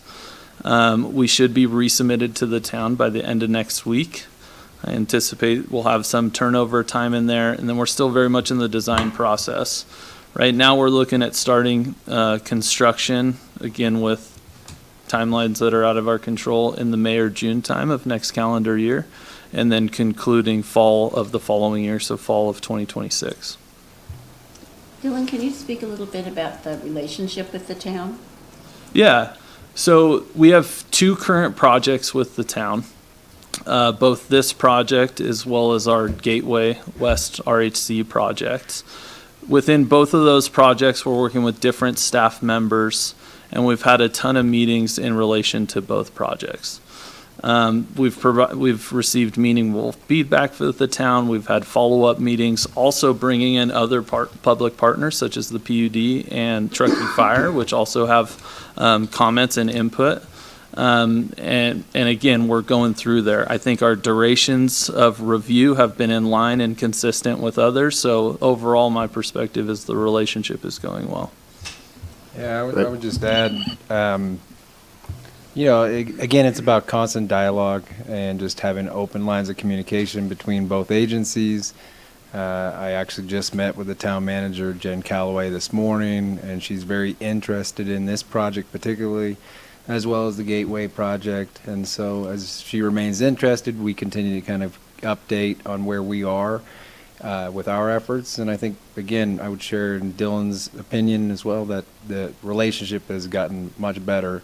And I continue to think that it has opportunity to even get better. There's definitely some room there, but open dialogue, good communication, I think that's what'll do it for us. Dylan, not a lot of natural light in this facility. Have you thought about adding some accoutrements that make it look more outdoorsy, maybe a waterfall arrangement, some trees, something? Water park, maybe. Yeah. A park, an indoor water park, yeah. Hiking trails. Yeah. Lazy river. Yeah. We get the incredible pleasure of navigating a lot of competing priorities in this space. And every project is very unique in its challenges. This one, I think, is centered around that staff experience, and outdoor light is a big part of that because we're surrounded by tenants on both sides, and we have a solid concrete wall into, I'll call support space at the rear. So in those renderings, there is some faux skylighting. We are not locking down on that concept, and we actually go through an A3 process and do constant budgetary checks. So what will happen is we're approaching the end of our schematic design. So roughly that's about a third of the design work being completed. At that time, these drawings will go to the general contractor to provide a gross maximum price, or GMP. We can take that GMP number versus our budget number and look at opportunities to either add amenities to improve or reduce to get more in line with a budgetary number based on our financials. So it's a very iterative process. We collaborate as an executive team to assist in those decisions. And since we're so early on, we're definitely evaluating opportunities, but also not trying to extend the budget too far or make sure we align those priorities appropriately. So Dylan, as you were talking about the schematic, were you sitting at the table doing this with all the stakeholders, pharmacy, wellness, cardiac rehab, and that? Yeah, absolutely. So frankly, we're a little behind schedule from our proposed schedule, and that's because our programming effort, or the initial effort, took about double what we anticipated.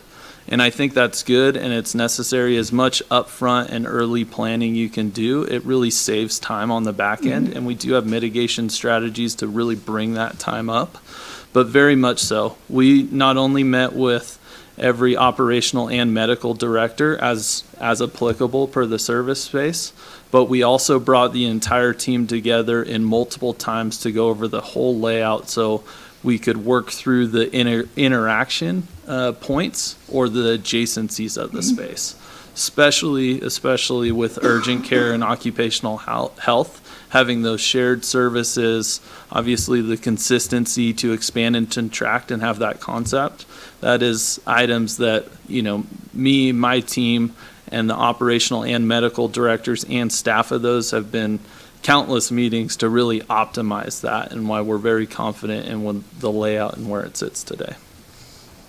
Yeah, I think, with regards to Dr. Lamack and Chris Malone, you saw them exit a few minutes ago, and they, of course, care deeply about this project. The thing is, though, is they have seen all of these renderings, so that's why they didn't stick around this evening. But that's kind of a testament to how much work has went into really educating all of the different stakeholders to the renderings themselves and kind of everything that it's taken to get to this point so far. So I think Dylan's done a wonderful job collaborating with district leaders as well as physicians, just really all the way throughout the entire staff that are very eager to get into this space. I will add too, we have owner, architect, contractor meetings, or our project team on a weekly basis, and we always integrate end users. So if we're doing a DI project, our operational director of DI is in there.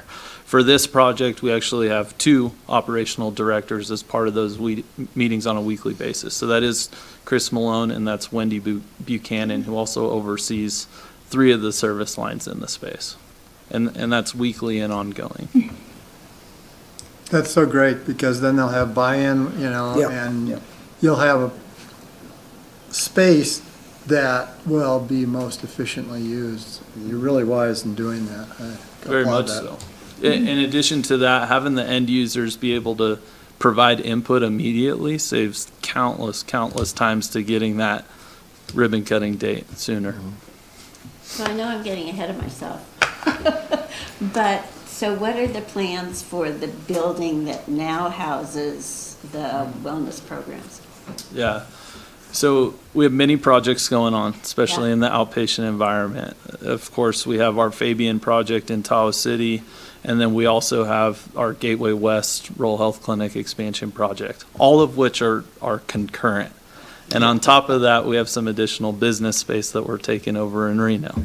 So there's a ton of projects that are going to provide significant capacity to the district, which we are very much space planning and filling up. So there are plans and alternatives set for all the uses in there. We are vetting those with the operational and medical directors of each department, but essentially the impact that these projects make will reverberate through many departments. So we are working through that process, and we're starting to fit the bits and pieces to that, but by no means are we at a finalized occupancy or where those are. Do you think that at the Pioneer Center, those individuals will be moved first out of there to give that? We haven't decided on that just yet. That lease is in place until December 31st, 2027, and we haven't made any decisions just yet in terms of what we're going to do on January 1st, 2028.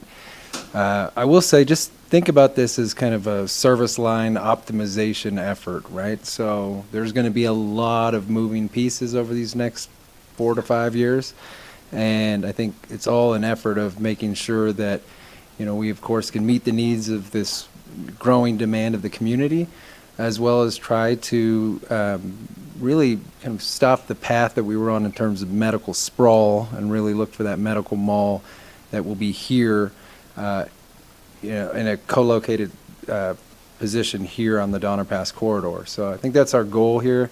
There's a huge effort, a huge undertaking, but it's been a fun process so far. I will also mention that there is a ton of innovation being talked about for this particular space, some of which, still is yet to kind of really fully be built out, but we are looking at pre-arrival management, ultimately how patients, when they come, what can we be doing prior to them even arriving in terms of paperwork that might be needed at registration. We're also looking at opportunities to have the ability for medications to be picked up where they don't have to stand in line at the retail pharmacies, so that might be done in a kiosk effort. We're really just kind of examining how healthcare might look like in the next 10 years, 20 years potentially, and really seeing if it's something we can deploy while we open this space. How has all this changed our needs for parking? If you build parking out behind the Gateway Center and you have the Rite Aid clinic with that huge parking lot that never seems to fill up. Yeah. Yeah, it will now. Yeah, it may very well now. Yeah. But are you doing a traffic study too to figure out what our needs will be and how, up to this point, have you seen them change? Yeah, so typically every year, at about a month from now, we do our annual parking counts. The challenge with the annual parking counts is it just assesses current conditions. So we're trying to reevaluate that parking analysis to really forecast for that future impact. By all means, we are absolutely doing that on an individualized basis, but it's difficult to forecast the end result per se when we don't necessarily have the occupancies for the spaces nailed down or that move plan and what it will look like in 3 years. So we very much have the intention to look and see what those opportunities are and how that impact will be, but we are just a little bit away from that and getting more solidified in that future move plan in order to incorporate that. In addition to that, we're looking at operational improvements to reduce the capacity on the parking. So we're actively working on carpooling opportunities. Been focusing on that effort very heavily and hopefully trying to set that up before the new calendar year. And it's all those different opportunities, both layout, occupancy, as well as how we can improve that efficiency to impact that parking. Okay. Any further comments or questions from the audience? We thank you for that, the update on it, and we look forward to 2026 or Yep. 27 or 28. Very exciting news. It'll be here before we know, yeah. Thank you again. Appreciate it. So we pulled 14.3.5. Mary, you had that Yeah, one? thank you, Alice. And first of all, I'd like to say how wonderful I thought it was to see the report in the packet from the provider services, and I hope that will continue in the board packet in the future. So thank you, Scott. But one thing that jumped out and caught my eye was that we had an open position for the medical director of primary care. And as I mentioned to you, I've often wondered how that large service line has been able to deal with what has been essentially a half-time medical director. And so I'm wondering what the plans are for the future on that. Sure. Good question. Obviously, very timely. First of all, historically, Dr. Barta, who's currently in that role, has only been a quarter FTE in that role. So we're actually expanding it to half an FTE. As we expand our medical director network, all of our medical directors are half-time or less. The bulk of them are about 25%. There's only a couple of the larger service lines and more complex service lines that have half and half. There's one exception to that, which was Dr. Lee Mack. He's been 75% administrative, but we are working to get him to the 50/50 mark. That's in line with both external and the other internal comparables that I just mentioned. For those of you who are part of the Mayo Clinic presentation on dyad leadership, even their CMO was 25% administrative. So we feel that that's a good sweet spot. Having said that, we intend to hire someone with experience in that role and get their ideas and listen to them. So it is not set in stone by any means. There's some flexibility. I expect it to be more 75% initially and then ramp up to that 50/50 administrative and clinic time. Most medical directors want to stay proficient in their service line, and that's the only way to do it, is to be about half-time or better. So that's the goal. That's the sweet spot, many feel. And it may be that once we reach a steady state, it'll get up to 25% administrative. The other thing I'll mention is that primary care is large, but it's also among the more simple service lines versus something like urgent care that's open 7 days a week with extended hours. You heard David Lumack that he oversees all APPs on every operational hour that they're open, whereas in primary care they have direct oversight with a dedicated physician. So with each APP has a dedicated oversight. So the medical director of primary care has a large number of FTEs, but it is on the simpler side versus more procedure-based, surgery-based service line comparables. Homogeneous work. Yeah. But we will listen to everybody involved and set the ultimate timeline and ultimate ratio when the time comes. Well, I was wrong. I thought that was a 50% FTE right now. Dr. Bart is 25%. It's 25%. Yes, correct. Okay, I was mistaken. Thank you. We've asked her to go to 50%, but she likes patients too much. She'd have to give up you and I. How many family practice doctors do we have at this point? The head count's up to about 20 with our recent onboardings, and that's about 16 FTEs. We have a few half-timers in there, and some do urgent care still. How's that meeting our access goals? We've more than doubled our primary care capacity in the last 3 years, 3 to 4 years, I believe.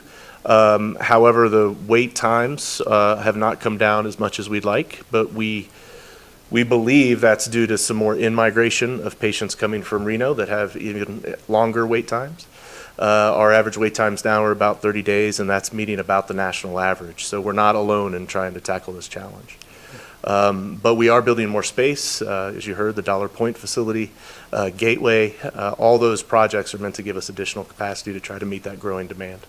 And there's quite a few people moving up here, if you haven't noticed. Yeah. Yeah. So it's a challenge. It's a challenge to drive. Yeah. Thank you, Scott. Of course. Okay, can I have a motion then to I'm sorry to interrupt. Can we just ask if there's any public comment first? Oh, I'm sorry. No, it's silly. Yeah. Public comment. Any other? Nope. Okay. All right. Then can we have a motion to approve the VP Provider Service Board report? I would make that motion. Well, second? All in favor? Aye. Aye. All opposed? Okay, so that has been approved. Then we can move on to committee reports. Do we have finance? Does finance meet? No? Yes, finance met last Tuesday. We had a Chandler report on our invested money. We continue to have an investment mix of about 45% U.S. Treasuries and 25% corporate, and balance is a mix of miscellaneous. Maturities are planned to come due in some cases where funds are needed. Our portfolio performance continues to be very positive. We're getting Chandler to manage our excess funds certainly was a great move. They've turned out to be extremely easy to work with. Our September financials showed us beating the budget for gross by about 4% and EBITDA by 40%. We still experience some problems with AR, but given the addition of some new employees and outside vendors hired to assist, I think Crystal believes there's light at the end of the tunnel. And yes? Yeah. Yes. Long tunnel. Yeah, right, long tunnel, yeah. But we were reminded that our AR problems are only result in delayed collections, not lost collections for the most part. So that's all. Well, thank you for that. Any other committee reports? The Foundation Board met. The major discussion was, of course, on the 75th anniversary celebration, which is coming up November 1st. You don't have your tickets. I think there might be one or two left, but that's about it. There was also really a recognition and perhaps even celebration of the community event that happened in recognition of the 75th. I heard through good sources that Louis was very competitive in the fun run. Was he? Maybe even taking right next to Dr. Coe. Maybe even taking the fun out of fun run.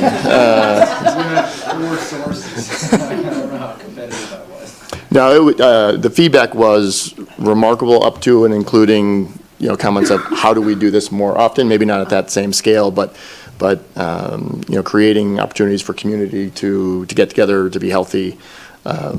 So really, really well received. Louis actually discussed, and it was in some of the board reports, I think it might be worth bringing up the shortage of IV solutions. Yeah, of course, the area has, I should start kind of at the national level. This is a concern across the nation. We, of course, saw Hurricane Helene come through Florida, ultimately up into the northern Carolinas, and took out a Baxter plant. Baxter being the largest manufacturer of IV solutions, I think upwards of 40% across the United States. So we were affected with that shortage as well. Initially, things looked like we maybe had gotten the jump on everyone else, and we had ordered significant orders of particularly lactated ringers, which is one of the biggest challenges that the nation is currently dealing with. But unfortunately, as the orders were placed, as they were expected to be delivered, they've unfortunately been canceled. And they've been canceled, unfortunately, because we are back to gouge pricing. So you might recall that from COVID, but effectively something that was costing about $29 a case or so. We were, on our last order, upwards of $200 for that same case. And laws against that, even with that, effectively we're outbid because our distributor essentially moved those orders to other places in the country. We are working diligently with a team every single day that's taking account for the product. So by 8 a.m. every morning, we get counts on all of our IV solutions. They're shared in our morning huddle through an attachment. So every director, anyone who joins that call, which is about 85, 90 individuals in the health system, gets that. I know that those spreadsheets are being distributed throughout the organization also, oftentimes posted daily in department huddles and so forth. And we're tracking it kind of like the same way we might track cash on hand. We're thinking about it in terms of like LR or lactated ringers on hand. So really, as we kind of navigate each and every day, we have to think about what does the next week hold for us. We have orders on place. We're expecting to, get those orders in each and every day. At times, we may have to look at our elective surgeries and potentially push them out a couple of weeks. But there's an entire team that's working on each of these decisions. We expect that this will likely go on through the end of the year. We're thinking that maybe we'll see some relief throughout the month of November, and expected that we might be back on track or in a standard place in the middle of December. So that's what we know.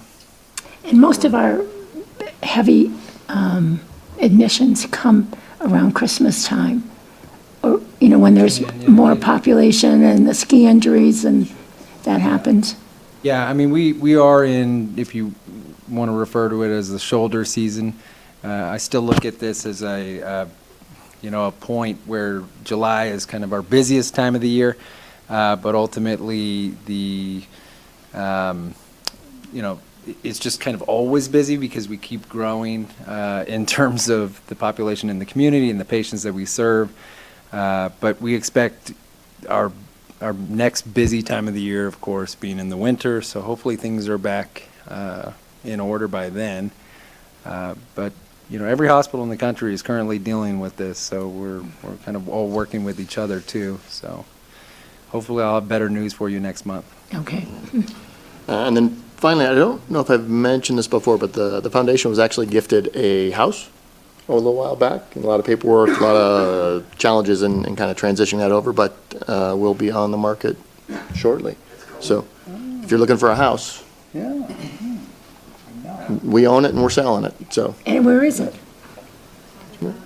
Tahoe Donner? Yeah. Oh, okay. Tahoe Donner neighborhood. I was thinking Incline. No. You might be in, if it was inclined. Do we need the house? Maybe we could use the house for hospital housing or something.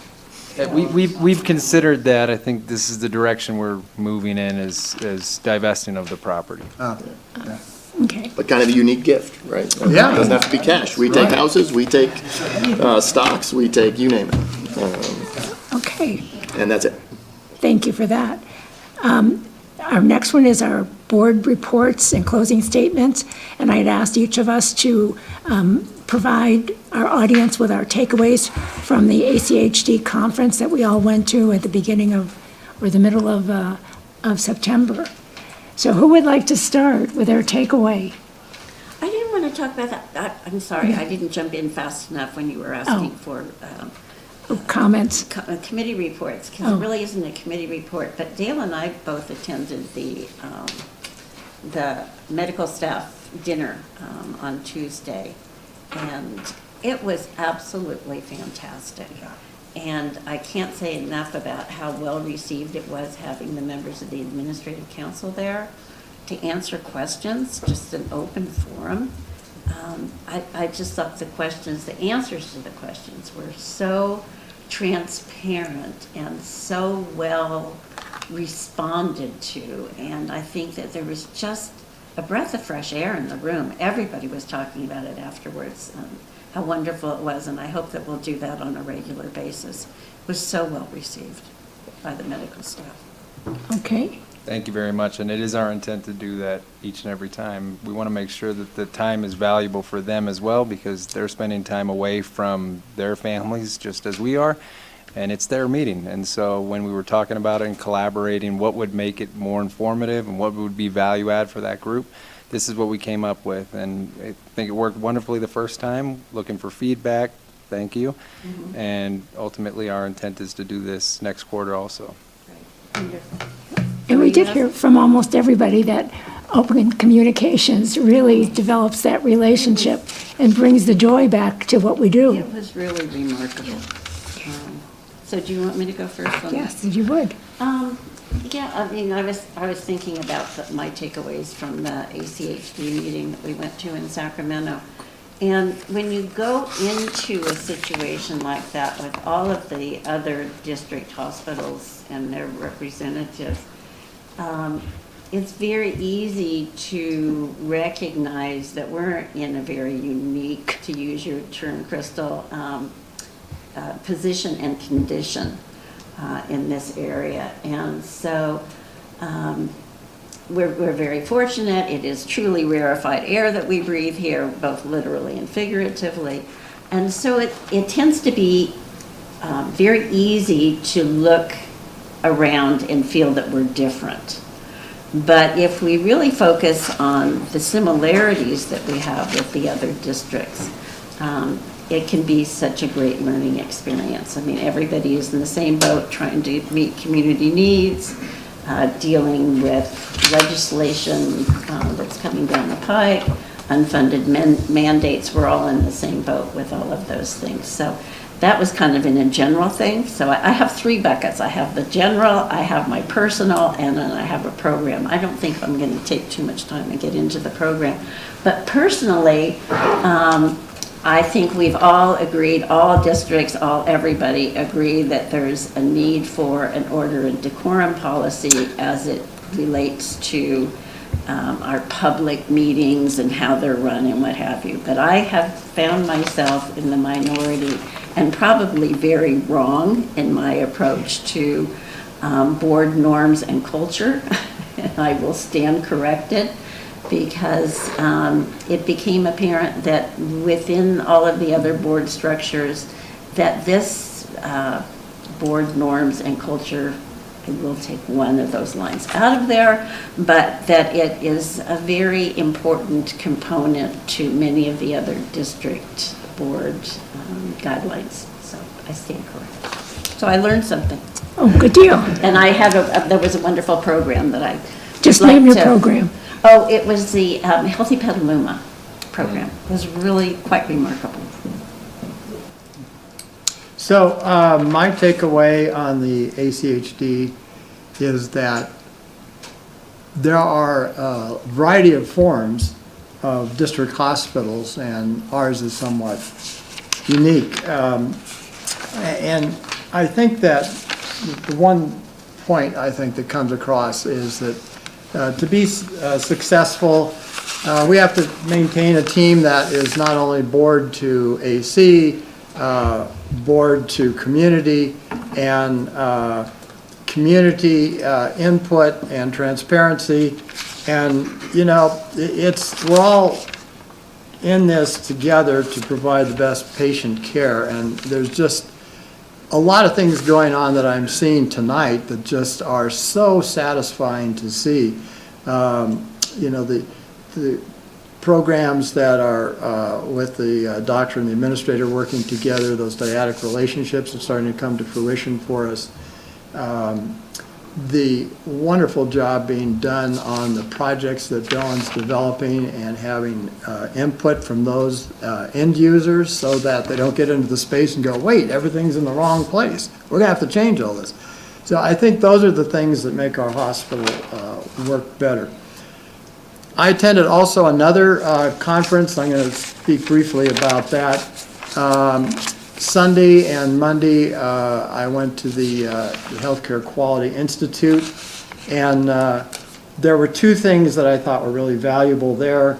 One was on leadership, and there was a fellow who spoke named Stephen Shadletsky, and he wrote a book called Speak Up Culture. And his point is that when leaders truly listen, people step up. And I think we're beginning to see that take hold here in our culture. And this is a book that I would recommend for anybody as far as leadership is concerned. And since we're looking at the issues of leadership in some depth here, you know, I've got this book available if anybody wants to look at it. It's a quick read. I'll give you a quick summary. Basically, attributes of a leader include empathy and compassion, authenticity, service orientation, decisiveness, and accountability. And the personality qualities to have those attributes require humility and courage. And that affects our culture. And the culture basically is our values and how we live those values. And so if the values are clear, we have a culture that people understand and allows people to relate. The other thing that this quality institute focused on was AI. And AI is a hugely complicated subject, but here's something that I think is a takeaway on it. It requires a team to negotiate through the AI process. And so the speakers were some of the top people from the UCs, and also the CEO of Stanford were presenters. And the transformation in use of AI requires a number of steps. The first one is to have an AI strategy, and they recommended a written policy. The second is to have an AI governance policy with an AI governance committee. So that's to identify and mitigate risk. The third one is an AI distribution of governance functions which requires an overview of the AI that's being used.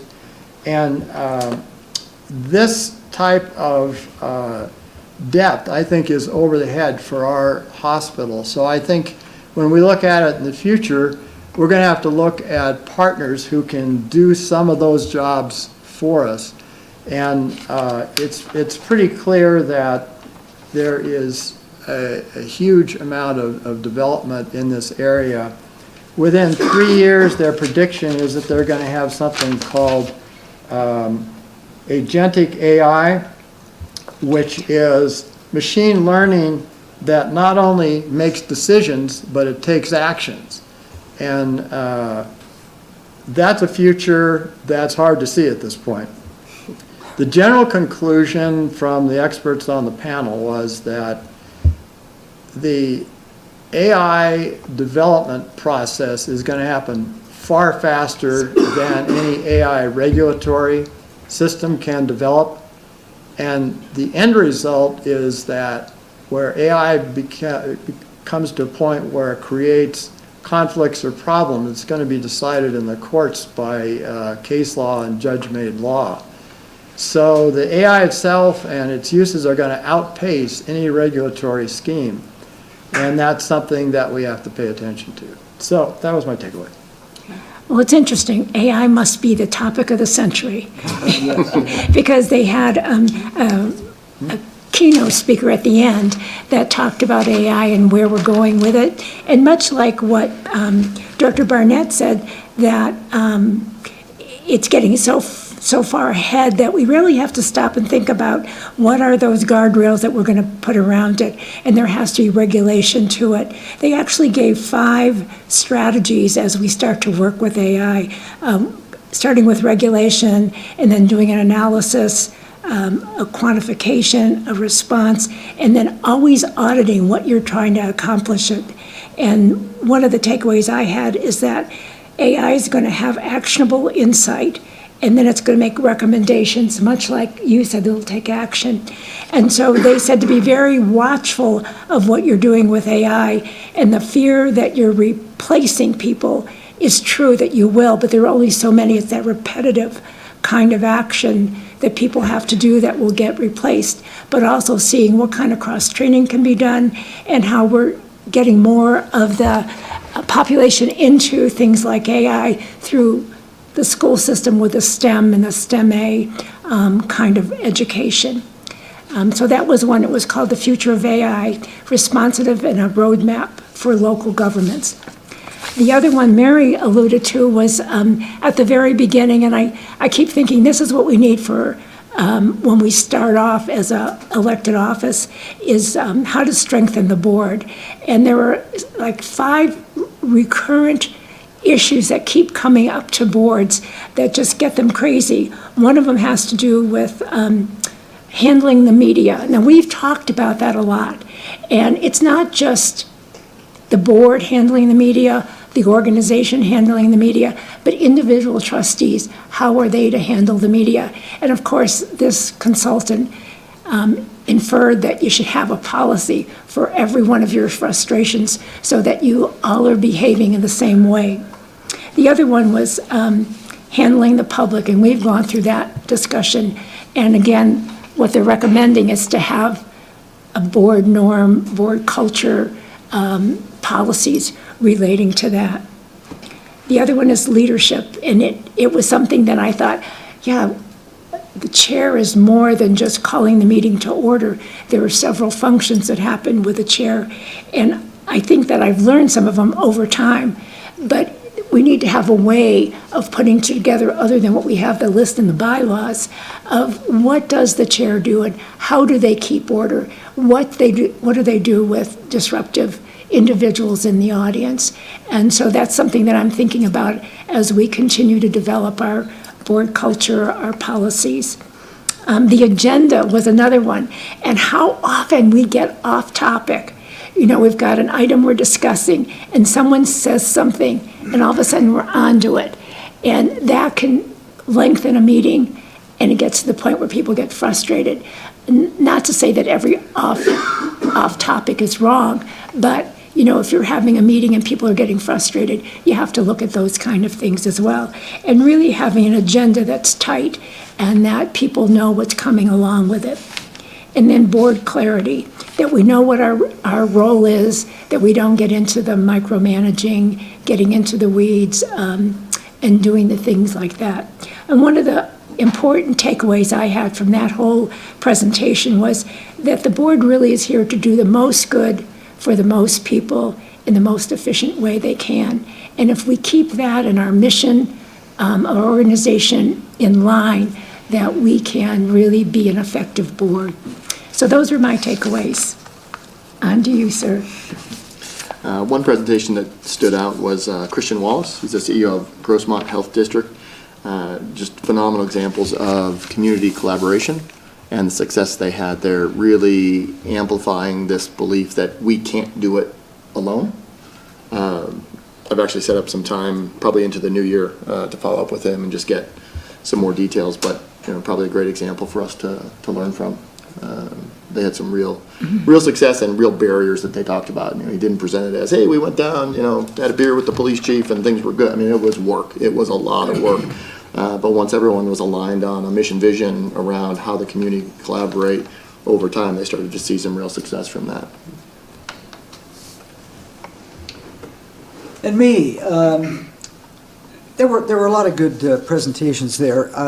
That one on AI, I wish I could say I really understood a lot of what that guy said, but a lot of it went right over my head. It's such a complex situation. The one I think I enjoyed the most was entitled, "So Your District is in Crisis, Now What?" And Ted, you said you know the speaker, Rolando Bonilla, a wonderful speaker, and his point was crisis management done well is when you can rely on your homework when the crisis arrives. If you wait for the crisis to arrive and then start doing your homework, it's too late, in his opinion. You got to be continually developing relationships with local leaders, local press corps, and nonprofits. You got to tell. He kept saying, you got to tell your story.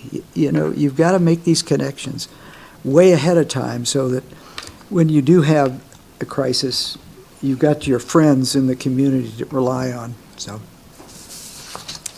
that's all. It was really, some of the takeaways that you heard were just some of them. There were a lot of other ones that we could talk about. One of the gentlemen, and it was kind of the inspiration, was about the pink Cadillac. Oh, it was fabulous. It was a gentleman who, as a teenager, flew around the world solo. And then what happened to him tragically, and then how he came out of that. And the pink Cadillac was something he always wanted. So he had a toy that was the pink Cadillac that he always takes with him, but he lives in Nashville. So he got the pink Cadillac and he drives around there and gives joy to people. Some guy wanted to just sit in the Cadillac with him, and he let him, and he said, you don't know what this moment meant to me. He had just come out of a very frustrating situation with his family and was about to lose it emotionally, and to sit in that car with him was just such a joy. So again, thank you so much for sending us. I think it was well worth the money. And we did it all without adult supervision. Yeah. I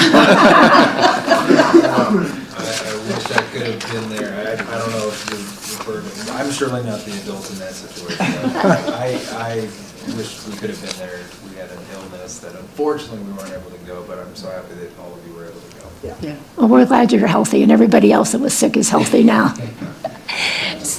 So one last thing, in terms of outside meetings, a lot of us here today attended a meeting at the airport about cybersecurity.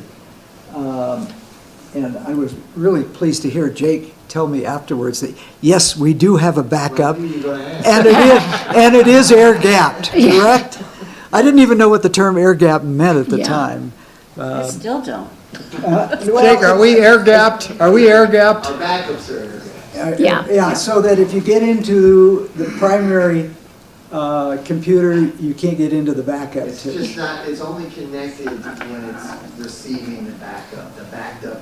Yeah. And then that's disconnected. So there can't be any, because what he was saying was that they're after your backups as well, because Yeah, they know if you exactly. get backups, we're not gonna get any ransom.